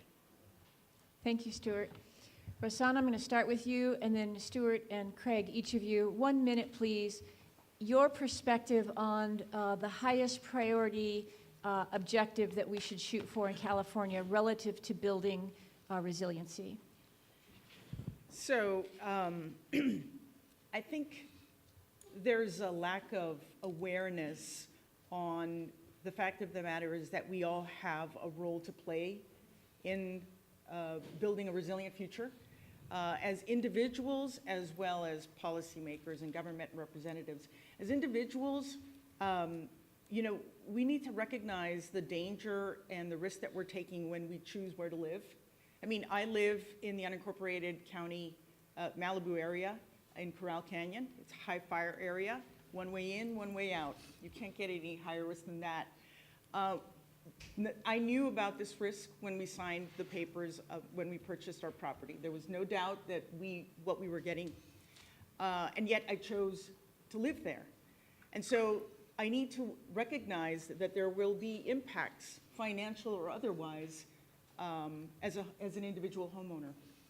And as policymakers, we need to begin to ask ourselves the very difficult questions about whether we want to continue to allow development in areas that may be subject to high fire, wildland fires or bushfires, and flood events. And I'm talking about not just necessarily here in California. This is a national conversation we need to have as well as a global conversation. You know, where do we draw the line? At what point do we say enough is enough? Thank you, Rosanna.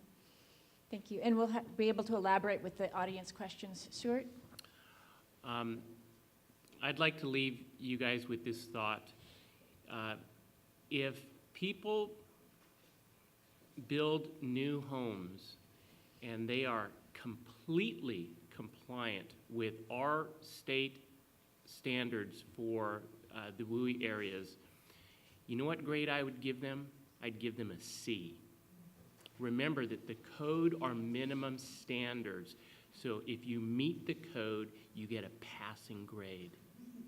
I think that the policymakers in this room have an opportunity to encourage their communities to reach higher and try to get a B or an A, okay? But the codes are minimum standards.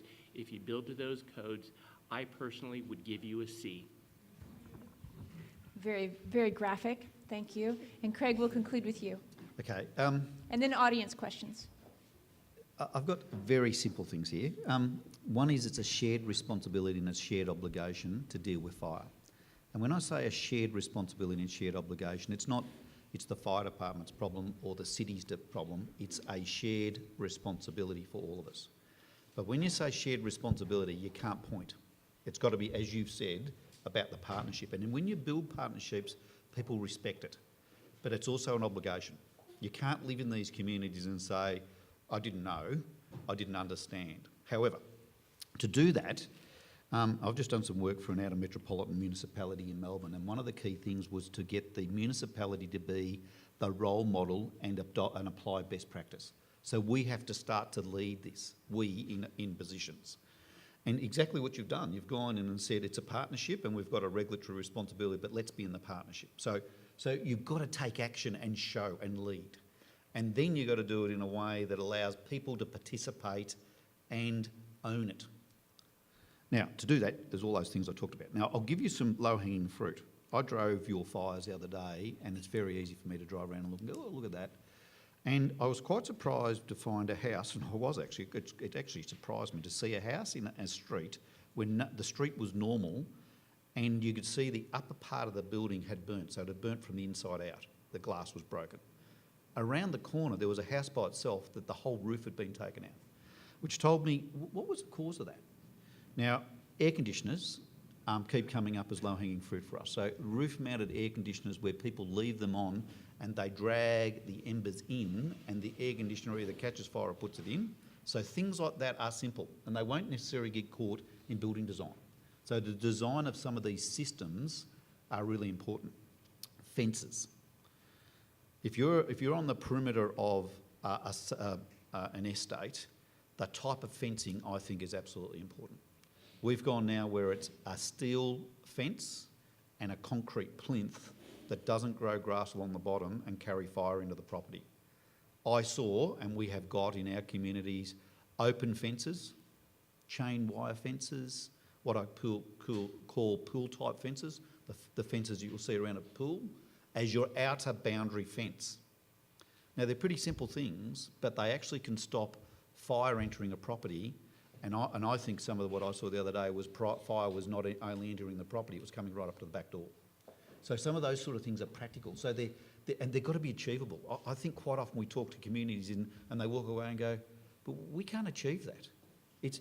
So what's the achievability lens that's in this shared responsibility and shared obligation, and who takes the leadership? So I probably put a few things in there, but I'm very strong about this shared responsibility, shared obligation, partnerships, but being the role model. Lead out the front and allow people to be with you. Thank you. Thank you for being here this week. We're going to move to a 15-minute question and answer period. The microphone will come around the room. I think, Deborah, you have that. We have question number 1 here. Could I get a sense of folks who know they have questions? Just give me a show of hands if you know you have one. All right, we'll cluster them. Folks on this side of the room for ease of all panels today, just so you know that he'll have a chance to answer all questions, throughout the day. But would you like to start with a quick answer? There isn't a quick answer to that question. Right. Great question. Because you're right. I mean, we move into drought periods, and we have to have other alternate technologies to understand. We've been very, very, very careful about additives, gels, retardants, foams, and it's all to do with occupational health and safety, to do with what are these additives or alternatives, and do they have an impact on the human for a start? Then it's then about the environmental impact. So, to run gels on buildings can be effective, but what's the aftermath of those? So we're very strong about understanding the environmental and health and safety issues of any additive or any alternative, first of all. And then it's about the application and who's going to apply it in an effective way. So, we've seen so many times when there's been an attempt to apply gels, for example, and the building still has been impacted by fire because it's been compromised by either the method of application or the duration that it's extended into. So, like any system, we should understand them. We should adopt innovation. We should be at the front of technology, but we've got to be bold enough to say if it doesn't work, why it doesn't work, and if it does work, why it does work. And we've attempted to do that in everything we've done. But I think it's still an open canvas. It's still an open opportunity for what is the innovation and technology that's out there. Thank you. And I don't know that Stuart or Rosanna, you have a specific set of histories with this. And it's also getting into the area that we said we did not want to discuss at the session. So I'm going to move on to the next question in this section over here.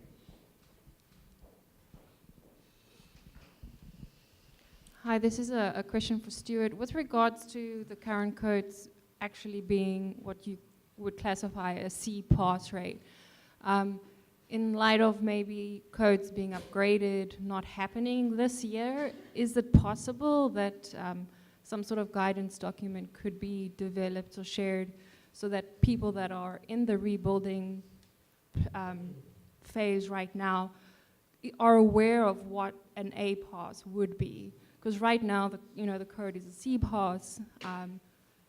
Getting those code changes done this year might not happen. And what is the likelihood of us sharing that information with folks?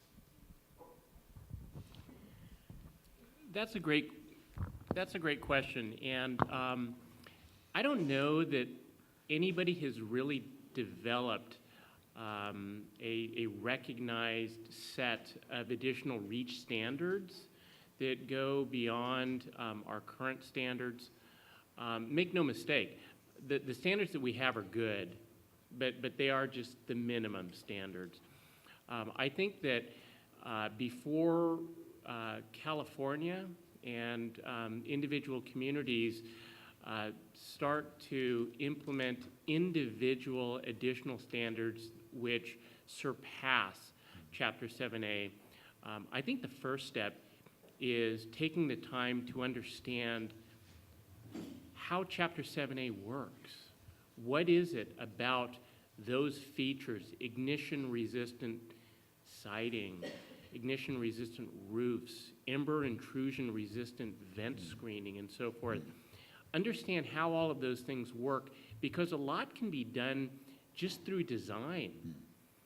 When a building is constructed with a lot of reentrant corners, so that as those embers are swirling around, they find corners of a building and they hit the building and they land, you'll get drifts of glowing embers that over time are going to expose that house to a tremendous amount of heat. In contrast, if you design the home so that there aren't features which will trap those embers, such as corners or exposed underfloor areas and open decks where the embers can just blow right in, I think that we can do more to protect our communities by getting people to understand why those features in the code are there and how they work to protect buildings. Because the next part of that is pub ed. I think that as our communities invest time and resources in getting information out there, through public education, we can inform our residents what they can do to make their properties individually safe. Thank you. Question? Yes, my name's Dave. My name's Dave Ford. I work for Southern California Edison in our government relations department. And this basically is a question about what can we do as a utility to, for wildfire mitigation. What are some of the things that you think are beneficial to communities and cities? We're doing a tremendous amount of work in our service territory on grid hardening, covered conductors, composite cross-arms, composite poles, as well as weather stations and cameras in high-fire districts. 35% of our service territory is within a high-fire district.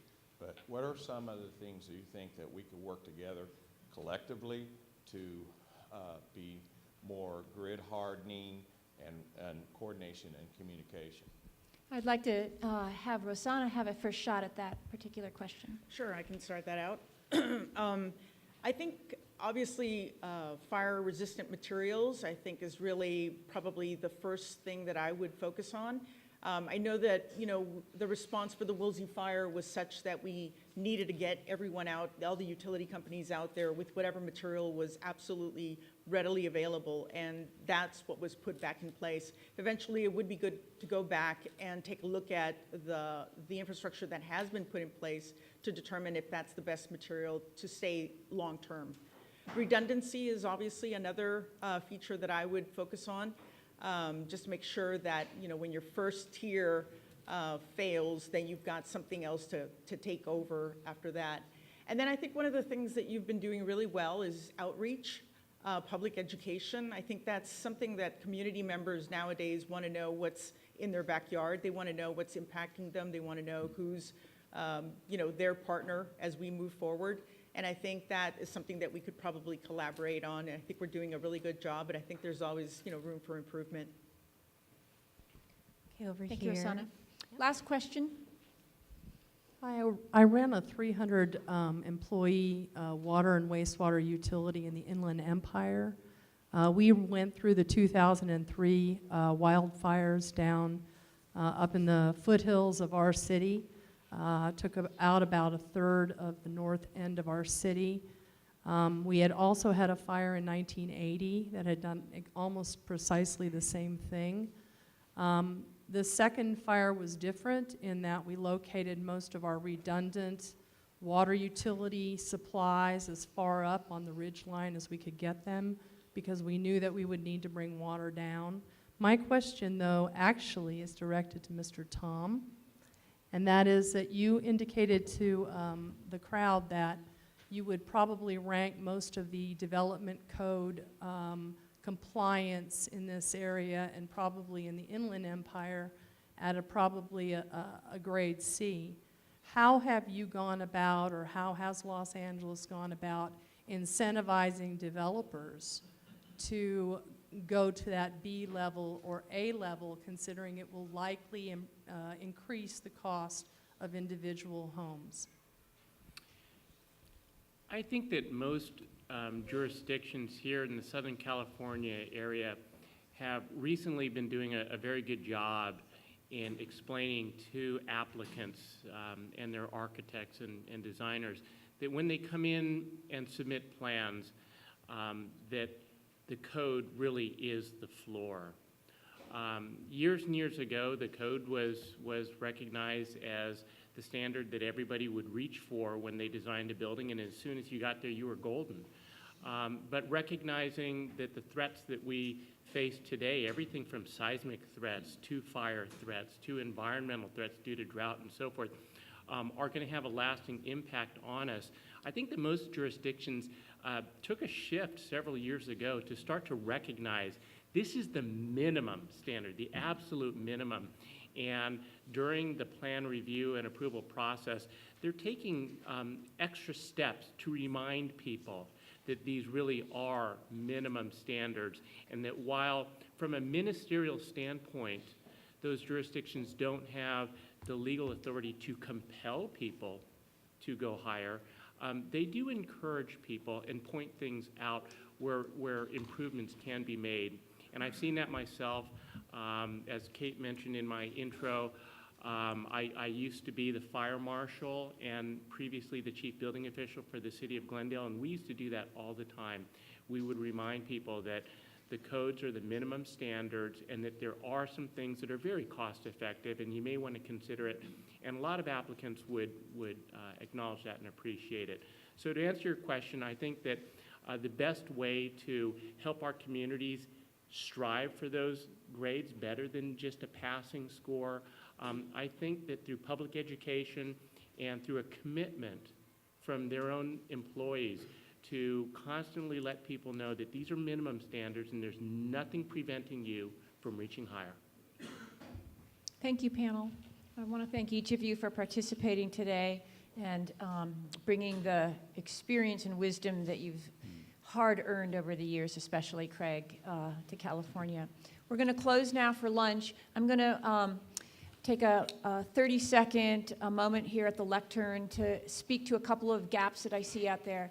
When, after the campfire, I personally became frustrated with California's policy system for wildland fire prevention and elected myself the lobbyist for fire prevention in Sacramento. No one pays me a dime for that work, but it's very worthy. And I'm working with several legislators specifically on the issues of retrofits, developing a better set of building codes, working on enforcement of defensible space, et cetera.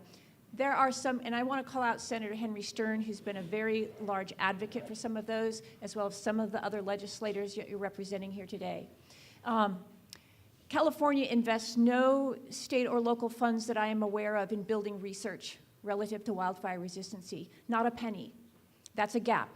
That's a problem, because we don't know how to get better if we don't invest in research about what works and what can get better. To my awareness, there is no land use planning course or building officials construction course on how to implement the system of the things we have talked about. That is a gap. We need to educate our community about how to educate the rest of us on how to do these things. At any rate, I want to thank you for the opportunity to have panel one. We'll have lunch from 12:10 to 12:35. We'll be beginning promptly at 12:35 because I'll whistle hard. And we'll proceed with the excellent panelists on panel number 2. Thank you. You got that last bit in. You've got to be better. Love it. When you're ready to eat, grab a plate and move through the line. You can eat inside or outside. Enjoy the sun.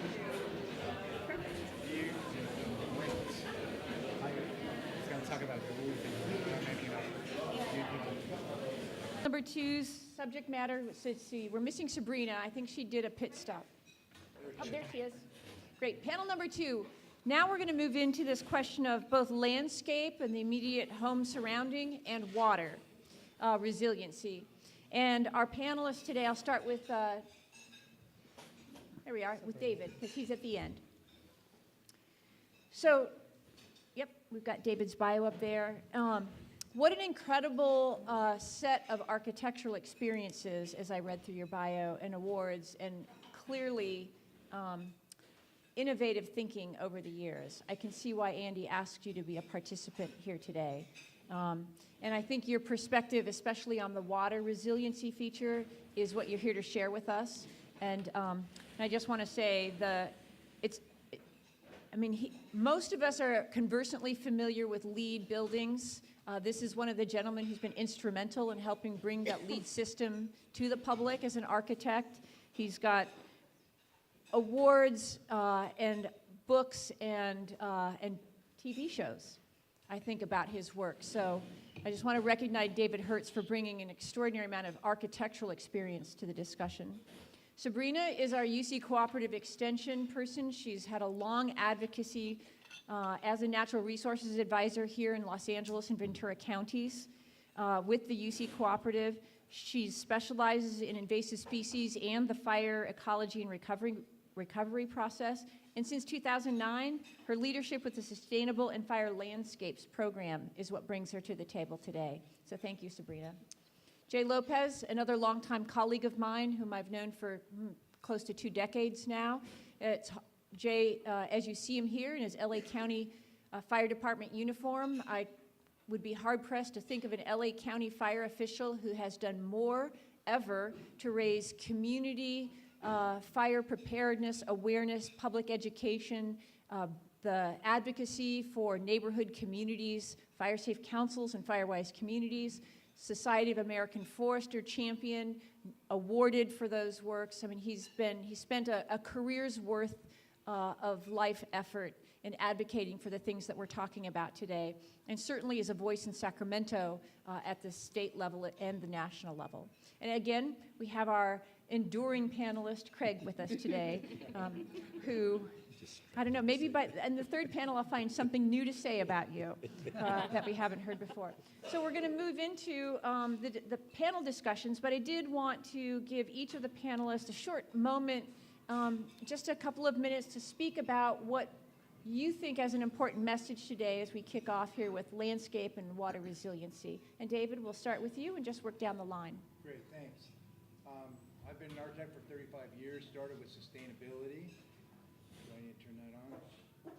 Thank you. And moved towards restoration, and now all the things that we discussed and taught about the resiliency of the future are upon us, and we're really moving all of our focus towards resiliency, climate resiliency.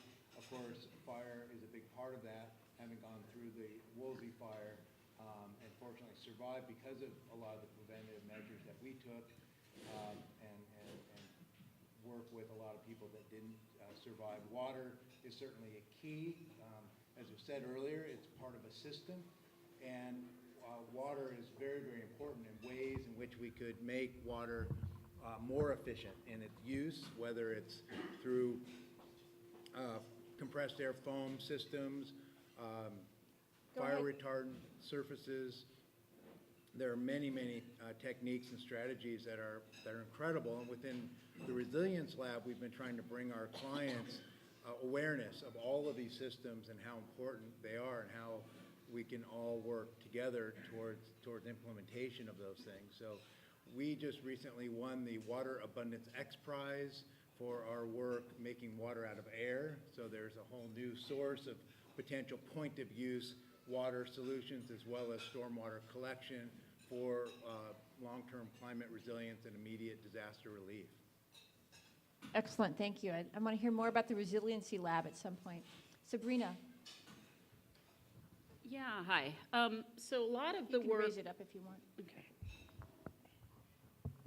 I'll just bend over. A lot of the work that I have been a part of has really focused on this idea of thinking about not just, sort of not separating things. I really appreciate Craig kind of setting that up this morning, thinking about all of these things as systems, all the way from the wildland and natural habitat areas up to the developed areas and residences, and really thinking about increasing fire resistance, fire resilience, fire safety near, at buildings, near structures, near values, but doing it in a way that supports the health of that neighboring habitat. The other thing that I wanted to mention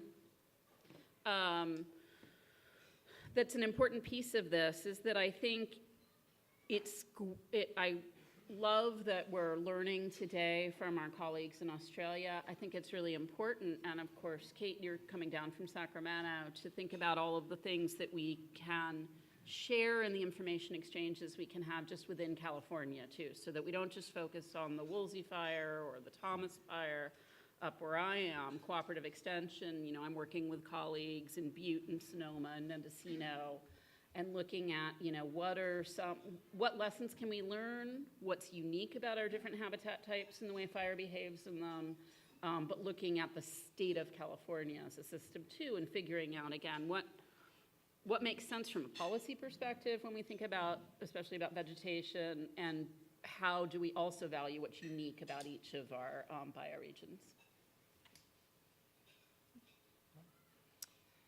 Well, Mr. Lopez. it is important to know that we have. Works a little better. So we have ways to deal with the problem that we had for so many years. And sometimes we keep repeating the same thing over and over again.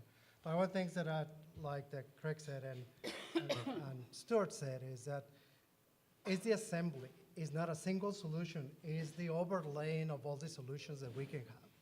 When it comes to landscaping, we find a way to compromise our buildings. You might have a very secure building like this one right here, but we tend to find a way to compromise that building by having a poor choice of plant, what to do, or how to let the plant go. Bougainvillea can get out of control in no time. So finding those solutions together and getting them piled up on top of each other. And then the last factor for that is also involving the community. I'm really looking forward for tomorrow and the day after when we all engage with the communities, because that's what the key is going to be. And again, great comments that you have with that, because it has to be from the ground up. There's 4,000 square miles in Los Angeles County.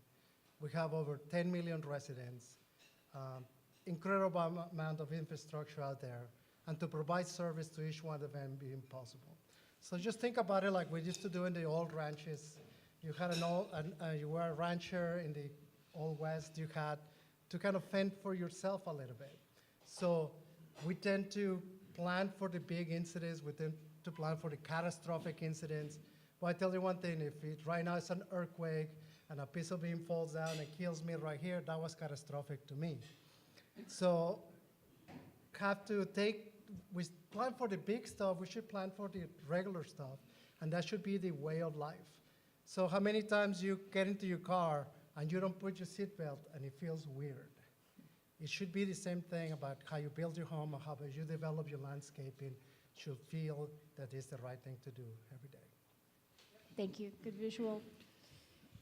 Craig. It's a big subject, isn't it? To talk about the landscape and the pressures that are placed on our landscapes due to development or climate change, utilisation. And then think about it the other way, though, is if we allow fire to move through that's intense fire, what it does. And what it does, it takes away the beauty and the value. But not only that, it's about the biodiversity of what we've got. And I think, Cindy, you touched on it in your introduction about what the landscape means to all of us. And fire can be, if it's a high-intensity fire, not only will it change it, it'll change it forever. And I think that's the bit that it's more than just public education. It's a value issue across our total community to understand what the landscape means to us. And somewhere, that's got to be the big discussion, because fire is a subset of it. You might enter the discussion through fire, but it's actually this bigger one. And the value of water. I mean, the value of water, it's the commodity that I think we all just thought was we turn on the tap, and probably a lot of us still do, just believe we'll turn on the top, we pay our water rates, and it's there. Well, the reality is it's not. And if it is there, it might be that it's of a poorer quality. It may be that it's of a quality that is of little value to the way in which we've always expected to use it. So in a fire sense, and I mentioned it before quickly, Victoria's got some very, very large water catchments. We're able to capture our own water, and we're able to feed our water into the metropolitan area through a number of big reservoirs that are in controlled areas where the community cannot get to. So the bushland around it is the filter for the water. And the time, for my 8 years as Commissioner, I always had, and I had up on the screen there, those control priorities, primacy of life, information, but in there was protection of critical infrastructure, essential infrastructure and community assets. That is the water infrastructure. You've got to protect it. So wherever the water's coming from, it comes out of the sky or we pump it somewhere, but it is actually dealt with by the environment. So the landscape and water absolutely fit together, and I'm telling you nothing you don't know, but if we don't value it and allow fire into the catchments, we actually are devaluing our understanding of water quality. And I think there's a lot of people out there who do not think about it that way at all.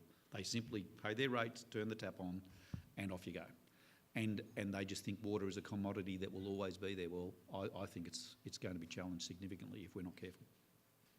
So in landscape and water, they're both big issues. They're bigger than fire, but fire has a dramatical negative impact on both if we're not careful. Yep. So thank you. Thank you. I want to go back. Sabrina and Nick, I had a note here that you had some slides to go with your opening. Should we go back and touch on those? Do you want them to be put up in front?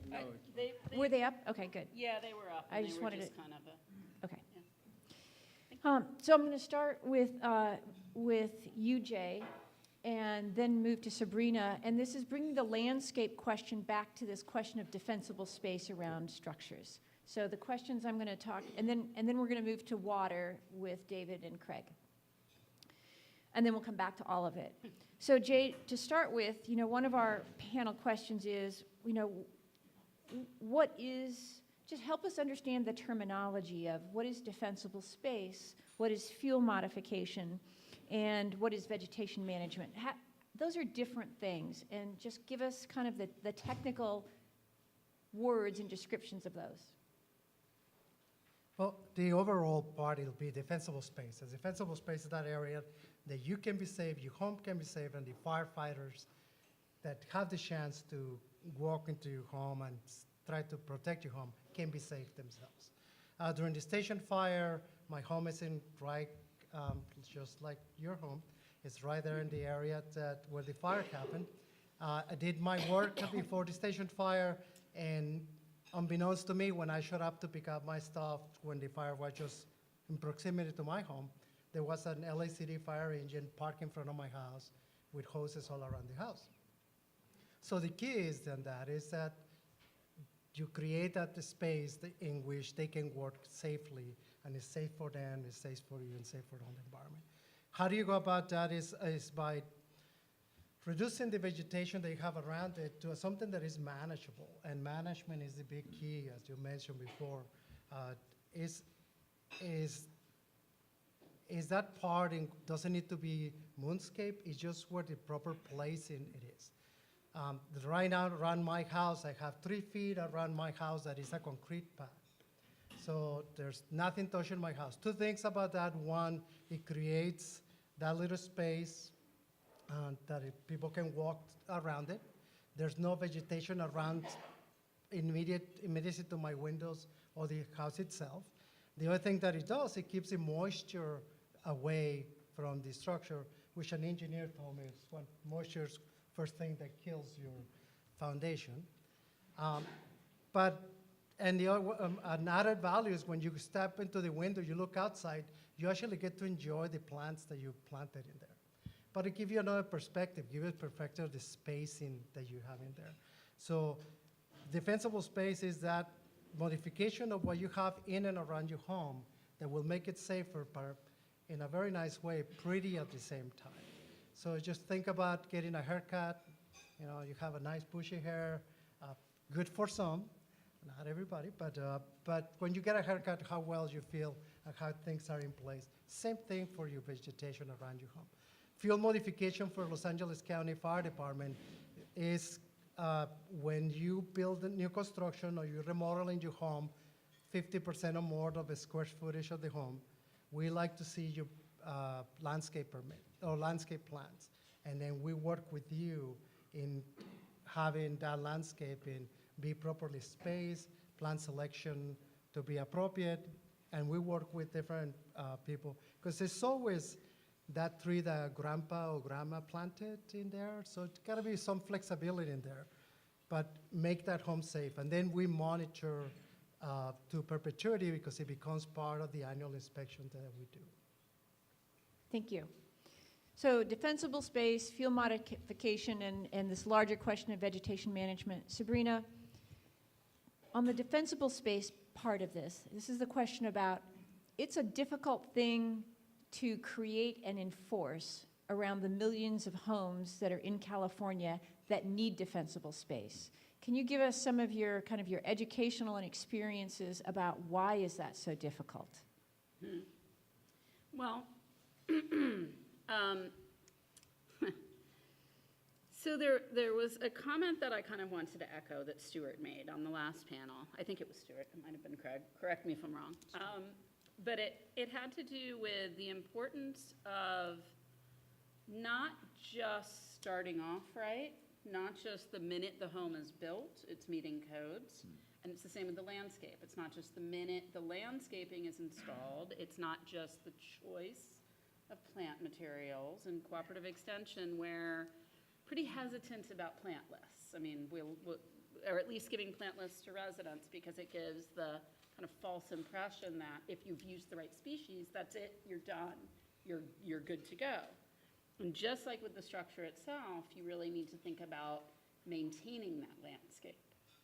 I would say that one of the difficulties with both establishing and maintaining defensible space is that people kind of want an all or nothing, one and done. I'm going to meet my clearance deadline in May, and then I don't have to do anything else. And I think getting in that mindset of, you know, the individual responsibility piece of maintaining the home and the landscape, thinking about when you are installing the landscape, making it something that's going to be easy to maintain, not to get too, I know you were going to pick up water later, but, you know, not having something that requires a lot of water. But also not going the other way and just thinking, well, I'll just mow it all down and have no vegetation, because then you're opening yourself up back to sort of systems thinking.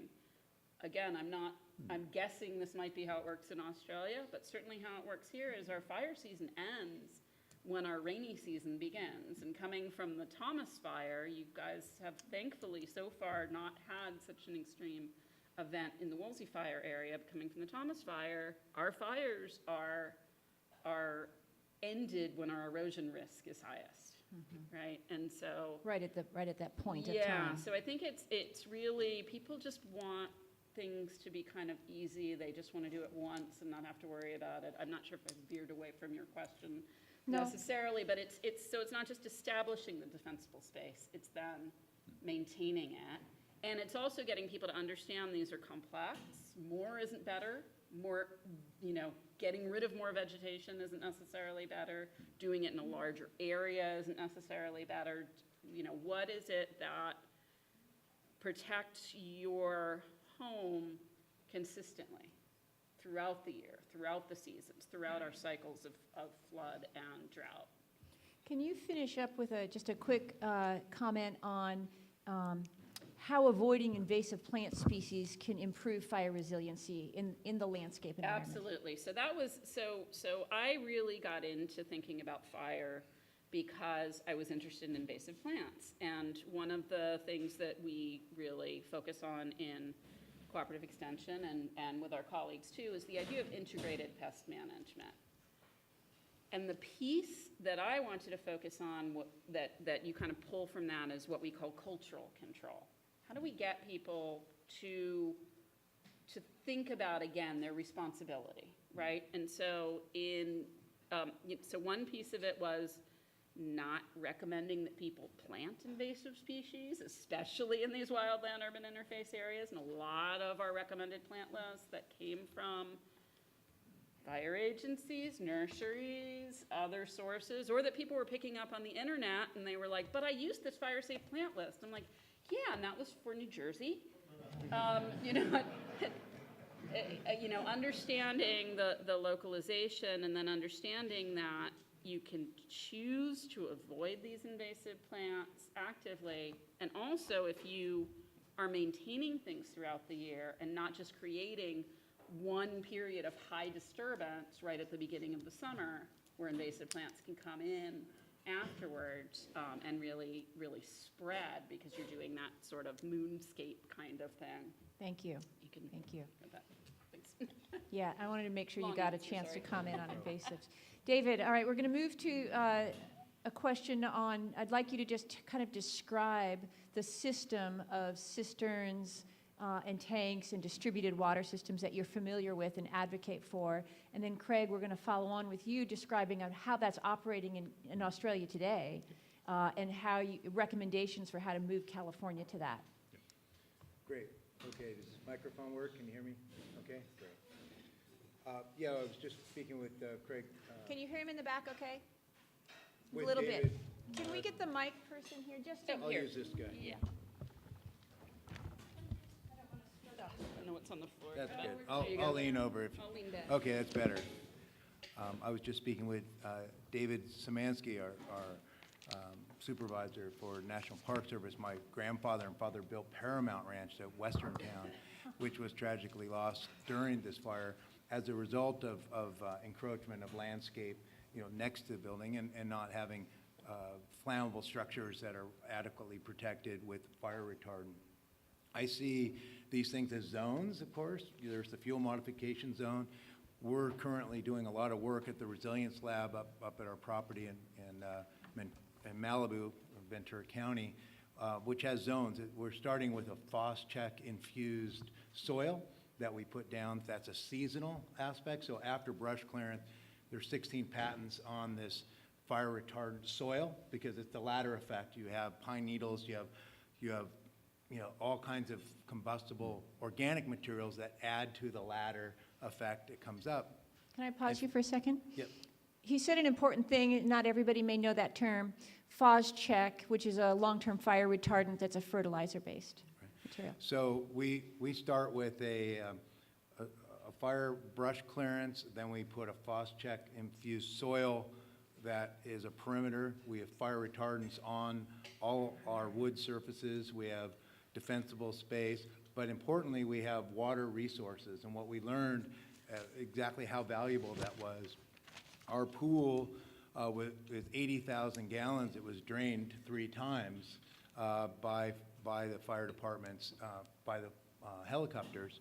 We have 15,000 gallons of storage, which was drained the first night. We realized that fire often doesn't come from one side. We over 4 days had 4 different fire fronts from different sides, and of course the water was depleted the first front, and of course the power's off. We're on a well. Our well power was not functioning to get more water out of the well. These are things that one learns from direct experience about what we need for resilience. And water was certainly key. And I think that we lost trillions of gallons of water back into the ocean just in February. The idea of resilience, of having water reserves on a community basis, is very helpful. We formed tremendous connections between our communities up on Deer Creek and Yerba Buena around access to water, as well as other resources. Having the communication system on a community basis was absolutely imperative to have the kind of eyes on the ground, but then the communication and to work very cooperatively with the authorities. So we found also that we're using compressed air foam systems because a biodegradable Class A fire retardant effectively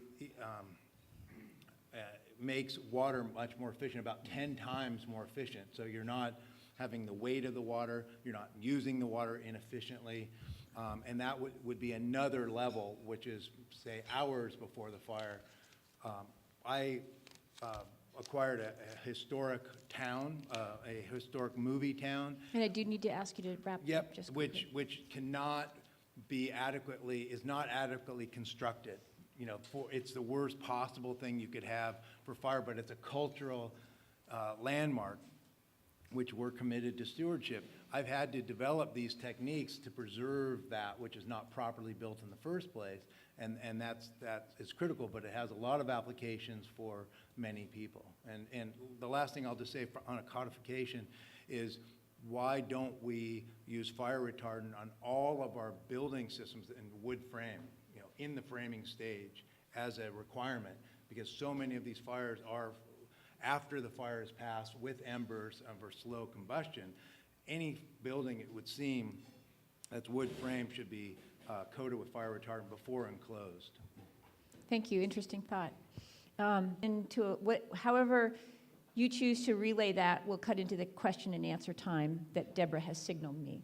But Craig, we're very much interested in the lessons learned in Australia relative to this distributed water and water resiliency. So with water, and I touched on it before in a slide about the dedicated fire service or dedicated water supply for fire. It's there for both the landowner or the owner of the property to use, as well as the fire service. It's got minimum requirements of tank size, construction and all those things to make it stand up. But we still promote very heavily that water is a way of protecting your property. So utilising not the 10,000 litres or the 4,000 gallons in the tank, but to keep the property, so the defendable space area, watered, as green as you possibly can. So it's not flammable, or you're minimising the flammability, depending on the day, is an important part of preparing your property. We also promote heavily about sprinklers over buildings, so watering down around the property, but then putting sprinklers on buildings that you can turn on and walk away from and they run. And there's design features in those, because you might think just putting a sprinkler up and spraying it around, as soon as you get strong winds, the water disappears. So it's about more of a drencher system that runs on the building, so that the water flows across the roof. And if you're smart enough, and the system's smart enough, you'll recycle that water.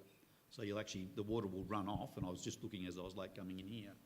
The design of this building is where the water goes, it's captured, so on. So how do you design that in?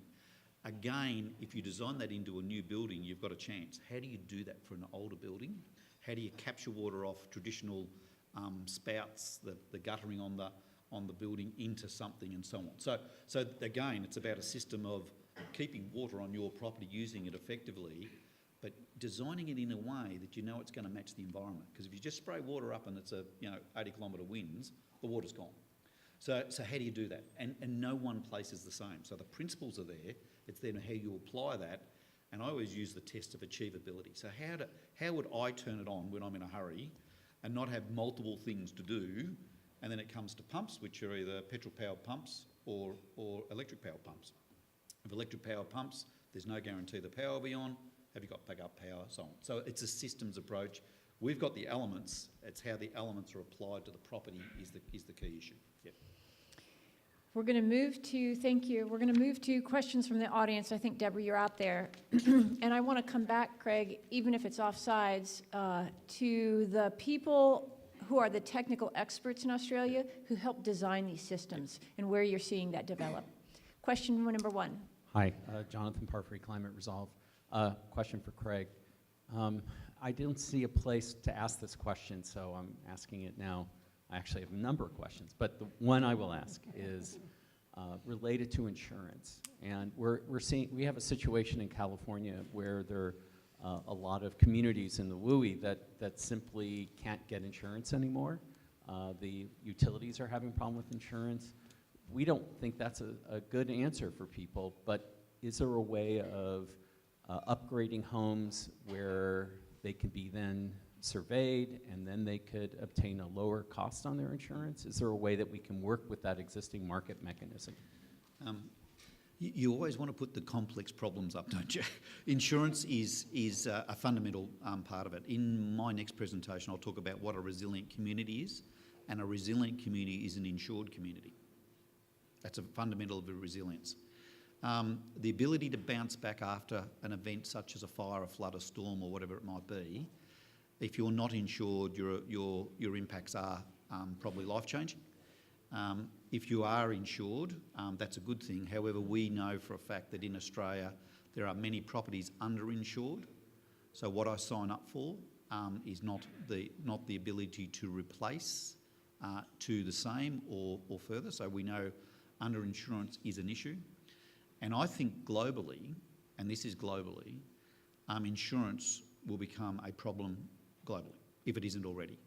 Because the more events we have, the more frequent, the more intense weather events we have, which is climate change, and therefore the more severe events we have, called emergencies, we'll start to see that decisions will be made outside of this room and on global stages about what the insurance industry does. So it's a political issue, it's a global issue, it's a community issue, it's a necessity.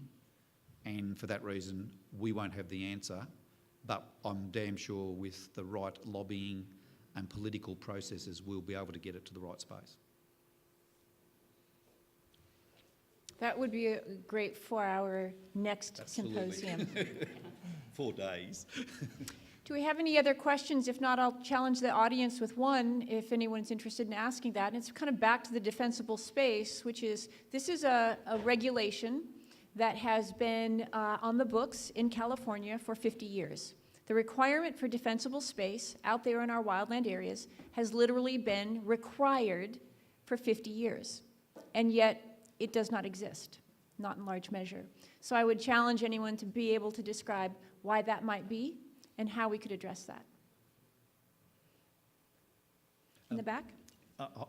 Do you mind if I have a go at that question, what you just said first? Yes, we'll let our audience Okay, member do yeah. first, and then we'll close with your response, and then we'll move on to the next presentation.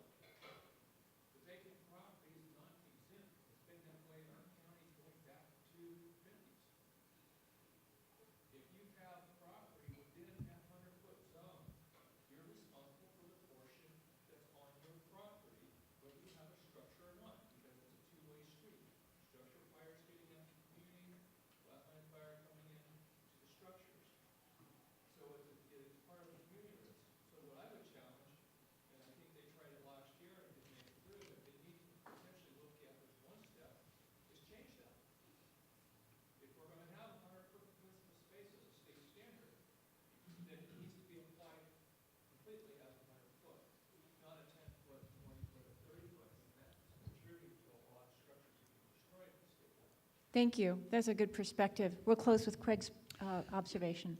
Very simple observation. People don't understand the value of a defendable space, and if they don't understand it, they don't value it. So how do you get a very simple message to people to understand what it is that we're trying to achieve and why it's important. That's one issue. The second one then is, how do you achieve it? Because I think a lot of people in this day and age don't have the know or the tools to do this work. And if they do the work, what do they do with the vegetation that they've cleared?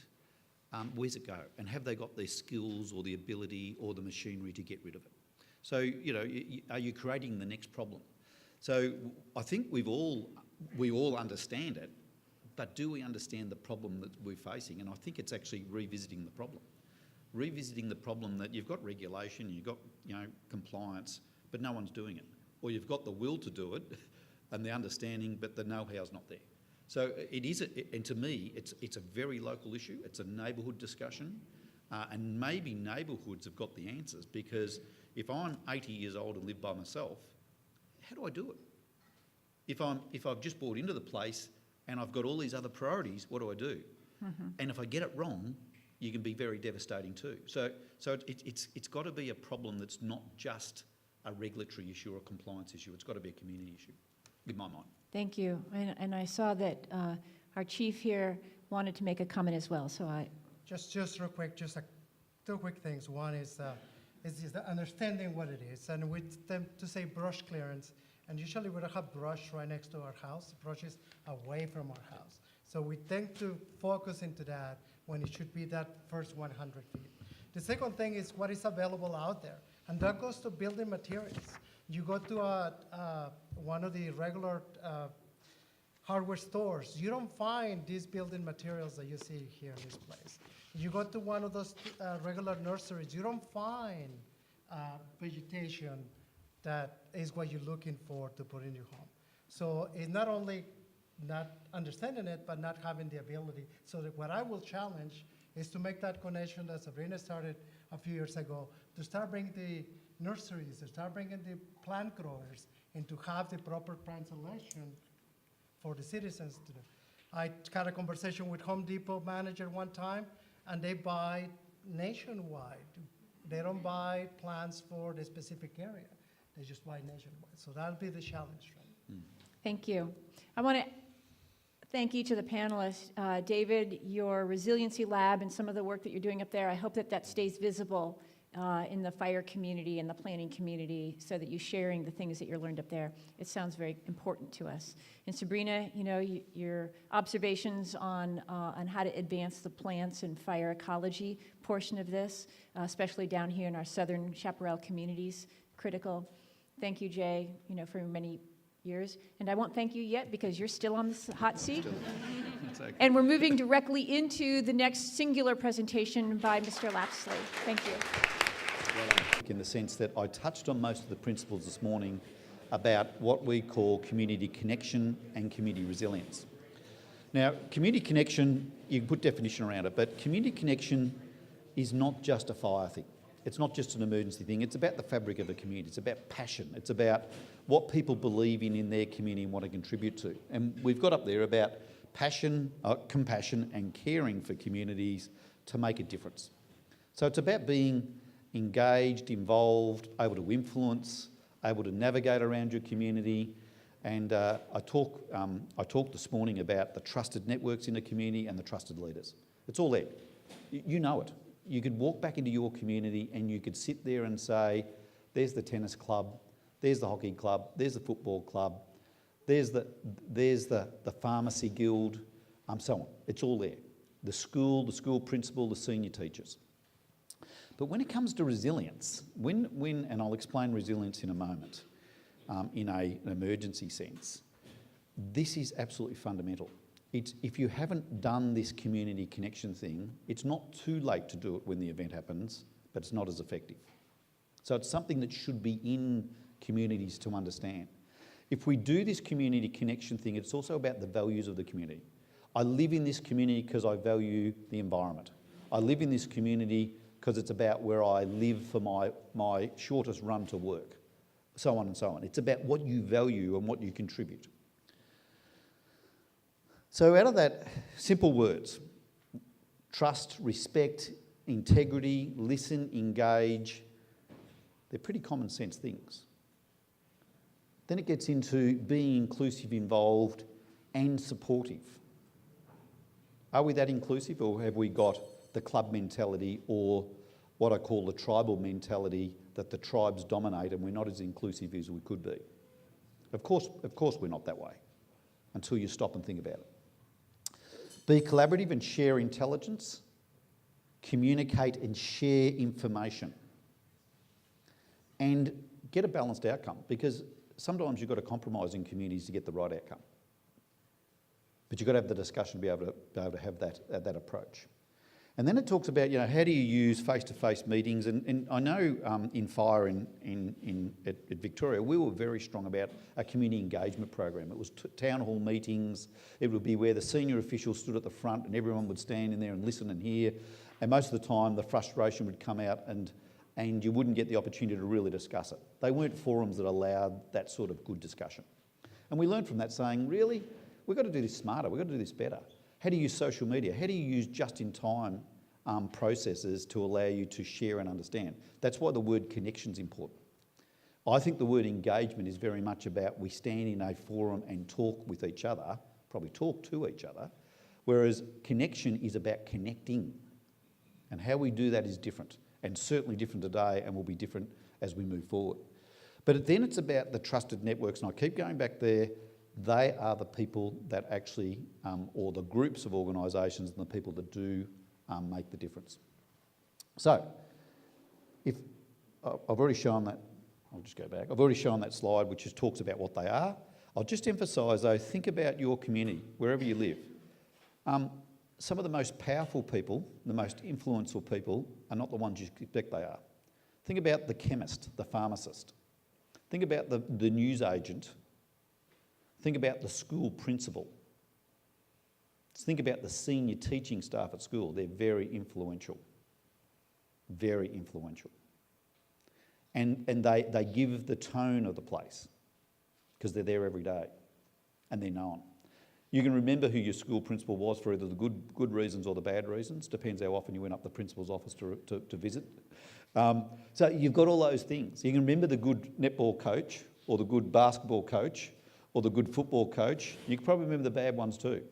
But they were influential. Now, from that, the bit that I hadn't explained this morning is resilience. So if you want to pull resilience apart, I talk about two things. One is the stresses in a community, and one is the shock that's placed on a community. Well documented, RC100, which is part of the sponsorship here today, so the Resilience City 100 program has built their program across the globe on this. There's 100 resilient cities, Los Angeles is one of those. The stresses are there every day. The stress in a community is there and you need to know it, particularly in managing an emergency and something like bushfire. What is the physical, the medical and the mental health status of the community? What is the unemployment? What is the socio-demographic profile of the community? A lot of things in a community we don't talk about. Unemployment rates, all of those, it'll be at global figures, not. What is the domestic violence? What's the family violence? What's the drug and alcohol issues in a community? And you think, why would you need to know that in an emergency? Well, you know what? If you don't, and something happens, the next minute they're dependent on certain things, the community fails. The community fatigue comes out, the community stresses will come out really quick. Really quick. It doesn't have to be, a lot of those are quite negative when you stack it up. One in two people have had some impacted by drug and alcohol. Okay, but just be honest about it. If that's the community we're dealing with, know it. Understand it. Don't have to put it up on every billboard, some of these things, but you do need to understand it and know it. And then what's the shock? The shock is more the traditional emergency. Extreme heat events, extreme weather events, including bushfire storms and floods. And we're certainly seeing in Australia where they are almost happening really quick. We're moving from extreme heat events to large amounts of rain and hail within a very short, and I mean this is within a day. So from extreme heat, the next minute it's storm and hail, and you're dealing with hail events, hail smashing roofs off, right behind what is an extreme heat event. That's the difference now about climate. The weather variation, and I'll say this, there's a difference between climate change and weather variation. They are linked. Climate is long haul, weather is the short. So what's your weather forecast is normally 24 hours, 4 days, 7-day weather forecast. The weather variation in that period can be quite significant versus what is climate change about warming of the earth itself, warming of oceans and the impacts of what that means. But then it gets into some of those other things about community being extremists. You put a community under pressure of extreme heat for 3 or 4 weeks, and then you go and look at the issues of what the stresses are of a community, and it starts to compound. And therefore you've got other what I'll call consequences or other actions that come out of it. And we've got to be ready for those as well. And the last one there is about health, community health. Animal health, human health are the two merging issues for us in Australia about what an emergency actually is. So there's more issues now about different vectors. You watch the issues of biodiversity, biosecurity in our worlds, particularly biosecurity, the issues around animal health, human health, what is our vegetation health, all starts to mingle together. So the chief vet in Victoria, the chief health officer and the chief biosecurity officer, think about that, there's chiefs of all those, you've got the same, are absolutely fundamental partners in the game that we play. And more so than probably the traditional flood, fire and storm emergency management issues. I'll leave it there and hopefully that will prompt a whole heap of questions. I might leave that slide up as we talk, if that's all right, because that slide might be one that you can just process through about the elements of what a resilient community and a connected community needs to look at. So I'll leave it there and hopefully we've got a panel. So thank you.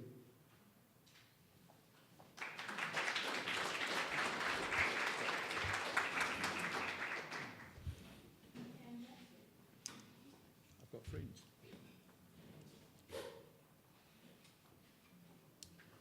So I think the richest part of this conversation is the one we're about to have, or just spent the last 10 minutes opening up. Because after 40 years personally engaged in these issues, I have become absolutely rock steady, don't have a doubt in my mind, convinced that the path that we have to embark on is precisely the one that Craig is laying out for us. There is not enough regulatory or design or code work out there that is going to address our issues. It has to come from a change in our individual perspective and the cultural shift that comes with it. It's just, that's the lift we have to go through socially to address this. So I really welcome the community conversation part of the presentation today. Let me get my notes here. And I'm going to introduce our two new panelists today. Beth Burnham, another wonderful and accomplished person that I've known for many years here, who is joining us on the panel. Beth sits on a number of boards, including the Santa Monica Mountains Resource Conservation District, the Board of Tree People, the Topanga Fire Safe Council, TSEP, I believe, maybe not the board for TSEP. Yeah. As well as just kind of a mover and shaker in the, LA area community as well. She's just a passionate advocate for community engagement and will share with us some of her perspectives. And Scott Ferguson, who is the chair of the Topanga Coalition for Emergency Preparedness, the board chair, and spends his time educating Topanga area residents and interacting individually with this particular community engagement issue. And Craig, of course, will continue his conversation with us. This will be our last panel. We're getting close to being back on time track. We'll have a chance for question and answers on the panel at the end, and then Andy Lipkiss from Tree People will come up with a close. All right, I want to start off, Beth, we'll start off with you. I don't see slides here, so good, I won't miss that. But just a chance to open with a couple of minutes of your perspectives on the community resiliency, community engagement. Yeah, that's what I want to finish with. So I've asked the photograph to be put up, which is a photograph of Paradise, actually a small community in Paradise, and you can see that the entire community was burned down, and all the trees around it are standing. So that fire, the wildfire, didn't burn to that community. That community burned because embers ignited the houses or the mobile homes there, and it became a urban inferno that moved house to house. Our fires, our North Topanga Canyon Fire Safe Council is actually the newest member of the Topanga Preparedness Environment, TSEP here. TSEP being the grandfather of all of us. We were formed really to add a singular focus on long-term, community-based, pre-wildfire preparation. To really get people to lessen the severity of a wildfire emergency, the loss of life and property, and help Topanga become a fire-adapted community. And that's basically the concept, the umbrella that we work under. And so what is a fire-adapted community? It's a community consisting of informed, prepared citizens, collaboratively planning and taking action to safely coexist with wildland fire. So it says we are responsible for understanding how fire is going to behave in our landscape, that fire authorities may not be there to save our home. There's not going to be a fire truck in every driveway, and that actions that we take at a community level can make a difference to mitigate the impact of a wildfire. That actually we can make a difference. So what have we done? We've created sort of a three, maybe four-pronged program. One is what we call our Safer Roadways program, because we really believe that you've got to get people out of our community. We've got to get people out of the community, and we got to get first responders in. And so I sit in Tree People as a board member of Tree People, and I remove large-scale fire hazardous trees along roadways. Wildfire education. People can't be responsible without being educated. And indeed, both Jay Lopez and Sabrina Drill were part of our expert lecture series. And we've now created a program where we put on a community program where asking, will your home survive when the embers arrive? So in an hour presentation, we're educating community members. Tonight, my co-president and I are going to be in Malibu putting that presentation on. The program I'm most proud of is our Safer Homes and Neighborhoods program, where we actually have created a program where we are trained and we go to people's home at their invitation, walk them around the outside of their home, and talk about what we can do, what they could do to harden their homes to embers. That's the maintenance that everybody's been talking about. Scott is one of our valued evaluators, and so we have done over 170 of these evaluations in our community, and I really think that's where we can make a difference at a community level. We are individually, one-on-one teaching people, community members. None of us are wearing uniforms. So the thing that's really interesting is we are both volunteers. And living in Los Angeles, it's really hard to afford to live here on 2 incomes and layer in volunteer time. Our time is the most important resource that we have. And so the question I put out to everyone is, how do you help us do our activities? Because in many ways, it is at the community level where the change can be made. So. Thank you, Beth. Scott, can you extend that?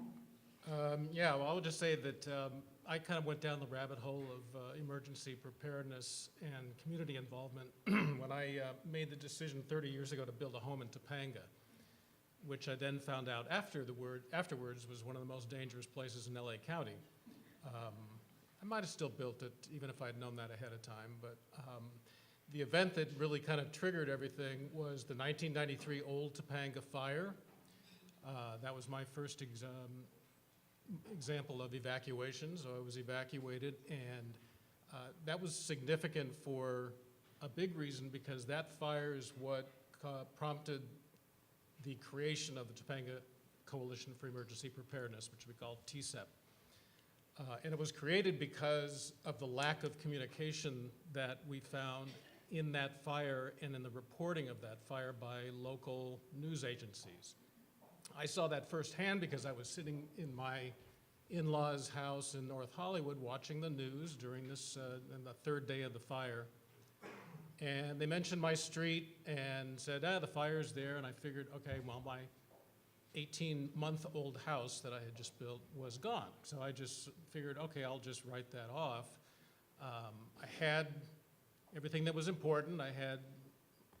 We had our son, our 2 dogs, all our computer gear, our photos, our videos, all that stuff. I had had enough time to gather all that stuff together, so I just realized, well, the rest of it's just stuff.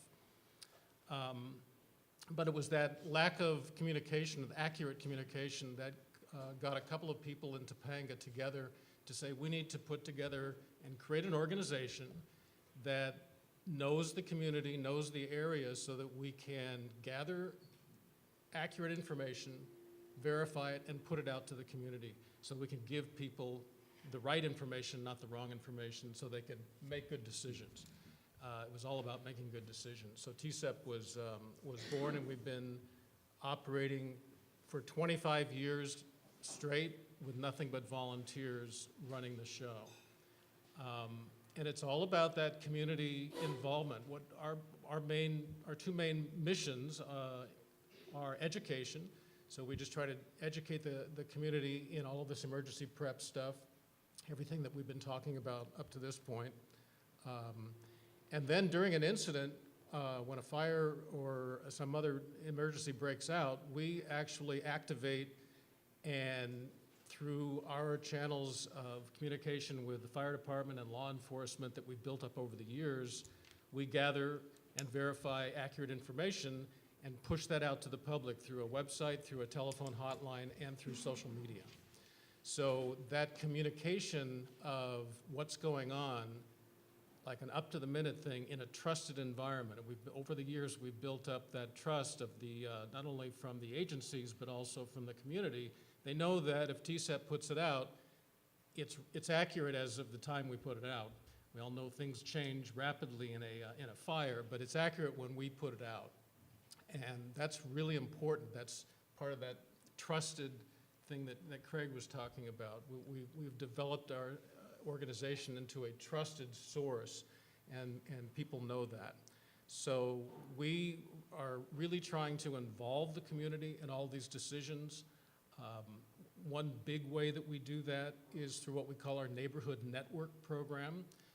And we help people in Topanga who live close to each other, say 12 to 30 homes, and get them to organize ahead of time, meet, make sure they know each other, share contact information, share special gear that they may have, and just basically understand that if something bad happens, they'll have each other's back. And that's sort of like the crux of that community involvement. That's a very good description and answered a couple of the questions I was going to point your way, so I might come back on the communications issues. I'm going to move to Craig next and talk about some kind of big picture Australian lessons. And then Beth, I'll come back to you after Craig on this question of individual versus community responsibility and how to engage on that. So Craig, specifically the question that I picked out of this packet that I think is important right now is, what's your Australian experience at how to involve all of the key stakeholders and bring them together to kind of get a strategy to move forward? It's really interesting because every community is different in every aspect. Their leadership's different, their fabric's different, the perceived risk, the reality of risk is different. Between my short understanding of what's been achieved through Scott and Beth's leadership is something that is up there. The guide is I've read it, it's a very good guide in my eyes. What we have done is about legislation, and this might be where, I'm not saying this is right, you need to think about this though. So we've got a new piece of emergency management legislation for 2020. It's in the Parliament at the moment being debated, and it rejigs the planning arrangements that says the state require a plan, the state of Victoria, each of the 79 municipalities require a plan. And in between the municipalities and the state, there is 8 regions. Now, we haven't got counties like yourself, so we've got 8 regions that are government regions that the municipalities participate in, and underneath that there are 79 municipalities. So there's a state plan, there's a regional plan, and there's municipal plans. However, what we've written in this piece of legislation that is new, that there is community plans. It doesn't say that every community needs a plan.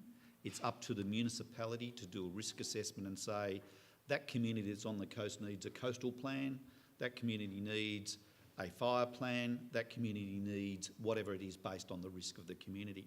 But it's not hierarchical, it's not telling the community they need it, it's a discussion with the community about they have it. If there's a plan, it's got some frameworks to it.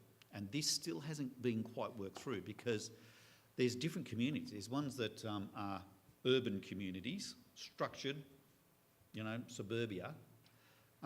There's small townships, but there's also the hamlets that are sort of spread agricultural communities. They might only have a community hall or a fire station and probably a volunteer fire station. That might be the fabric of it. It probably hasn't got a school or a bank. They go somewhere else for those things. So they're different. And so we've written it generically enough and put some guidelines in underneath about how that will work.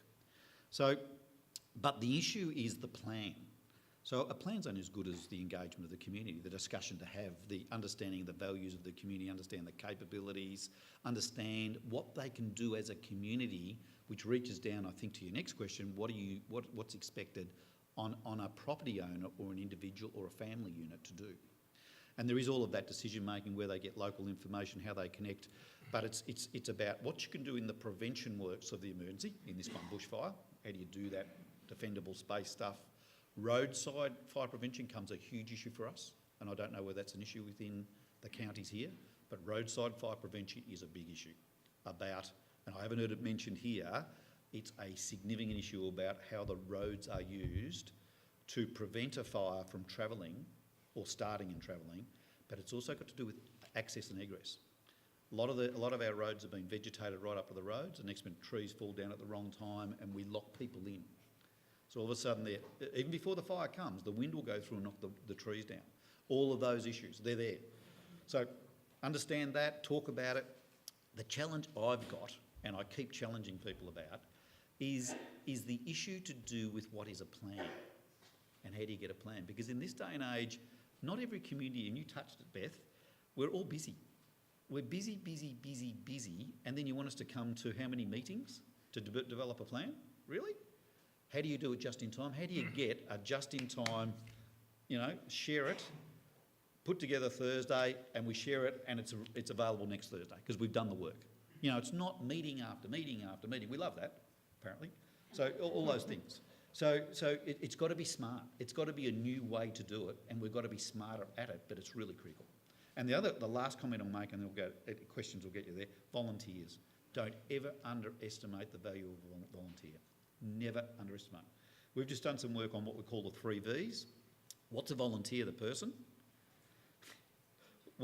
You saw that laugh, my 3 Vs. I've got 3 Ds and I've got 3 Vs, so I've got all these. So the 3 Vs is volunteer, the person, volunteerism, the culture, and what is volunteering, the activity. So you've got people, but what's the activity? And there's a culture about volunteers. If you're a part of Red Cross, there's a certain culture within Red Cross. If you're in a football club, a volunteer in a football club, there's a certain culture that goes with football clubs. Understanding cultures of those volunteer organisations, which are some of the trusted networks, but understand the value of the person and what they bring. Because all of a sudden, we're all in the football club or we're all in the Red Cross, but understand that these people have got intellect. They can be the smartest person in their job, but they don't want to tell you this when they're volunteering in their community. How do you tap into that resource and use it effectively? And volunteers are so important. And I think we're desensitising the value of what a volunteer is. I think we've become too professional. And the other thing about it, professional, you can be your professional is about the attitude you bring, not the fact you're paid. So professionalism is the attitude you bring, and you can be a professional volunteer because you are bringing your profession in a volunteer world. And I just went through a heap of things there, Kate, like You seriously, did. lots of things, but this subject is big, and it's got to be a growth industry. It's got to be a growth industry. Yeah. Thank you to each of you. We have reached a point where it's time to wrap up. So I will hold the rest of the very good questions that we have for the panel members and bring it back. Deborah, you're the timekeeper. Do we have time for a few audience questions? Two questions. It's two hands. I see Sabrina, but she's been a speaker, so purple in the back, Doug, I believe. And any others? You got it, Sabrina. Oh, you're giving it to your neighbor. Thank you. So Doug, and then you. Hi, I'm Doug Bevington. I'm with the Leonardo DiCaprio Foundation. And I had a question for the California panelists about the role of California state government and funding in supporting local community preparation and particularly home retrofits. Now, we just recently released a report called A New Direction for California Wildfire Policy, Working from the Home Outward. We were really struck by how much more impact per dollar you could have by resources going to retrofit homes.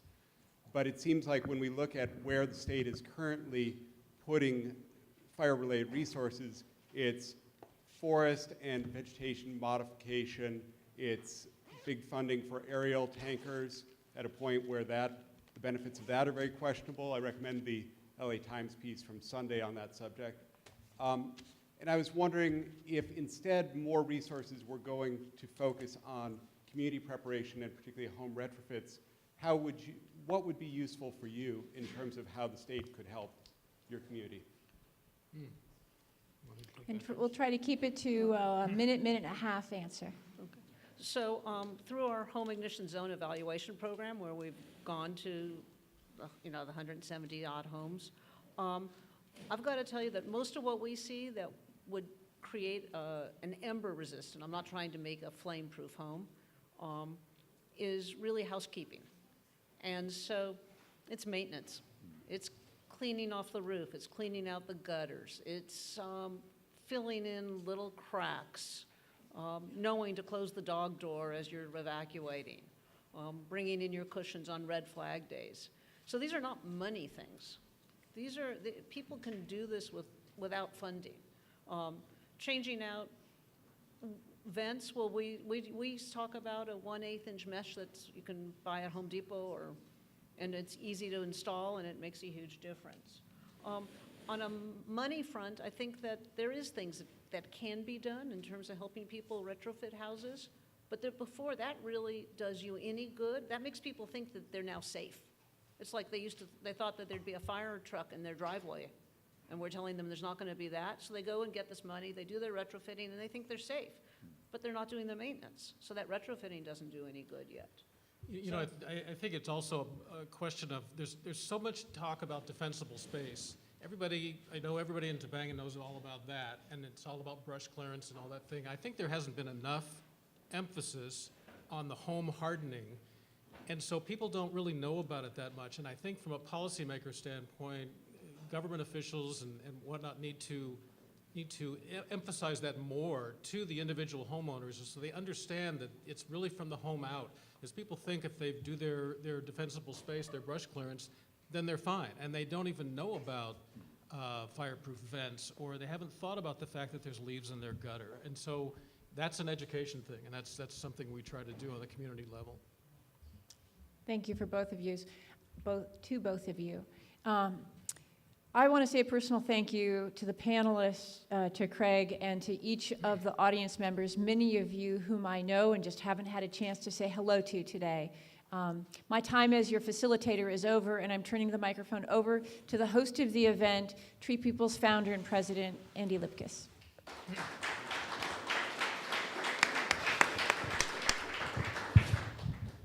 Thank you, Kate, for an awesome job of facilitating all day.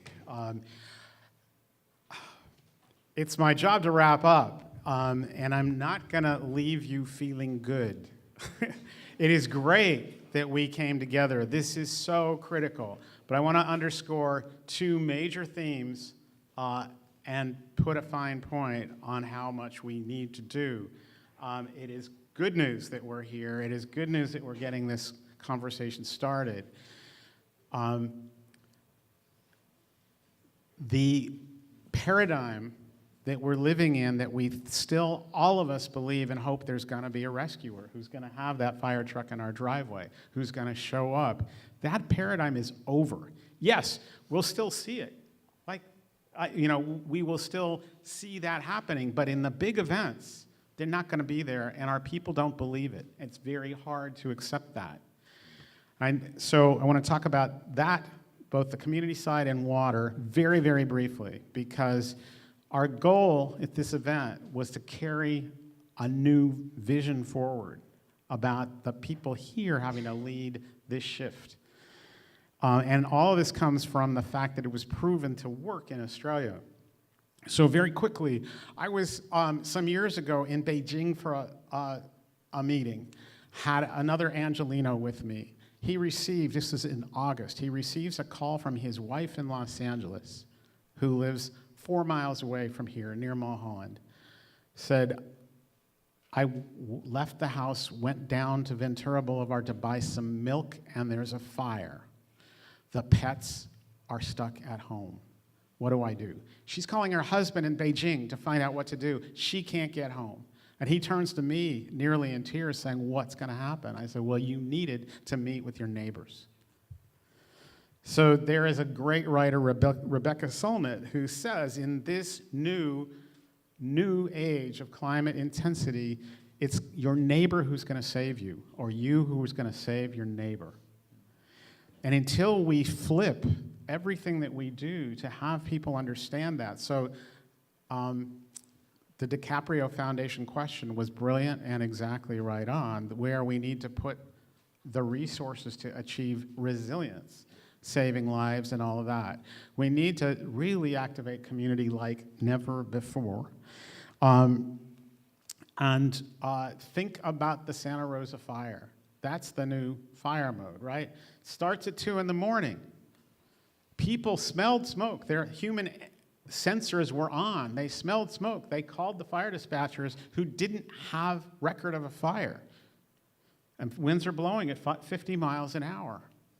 Their sensors, which were not educated to say what that meant, they at least called the fire department and they were told, we've got no fire.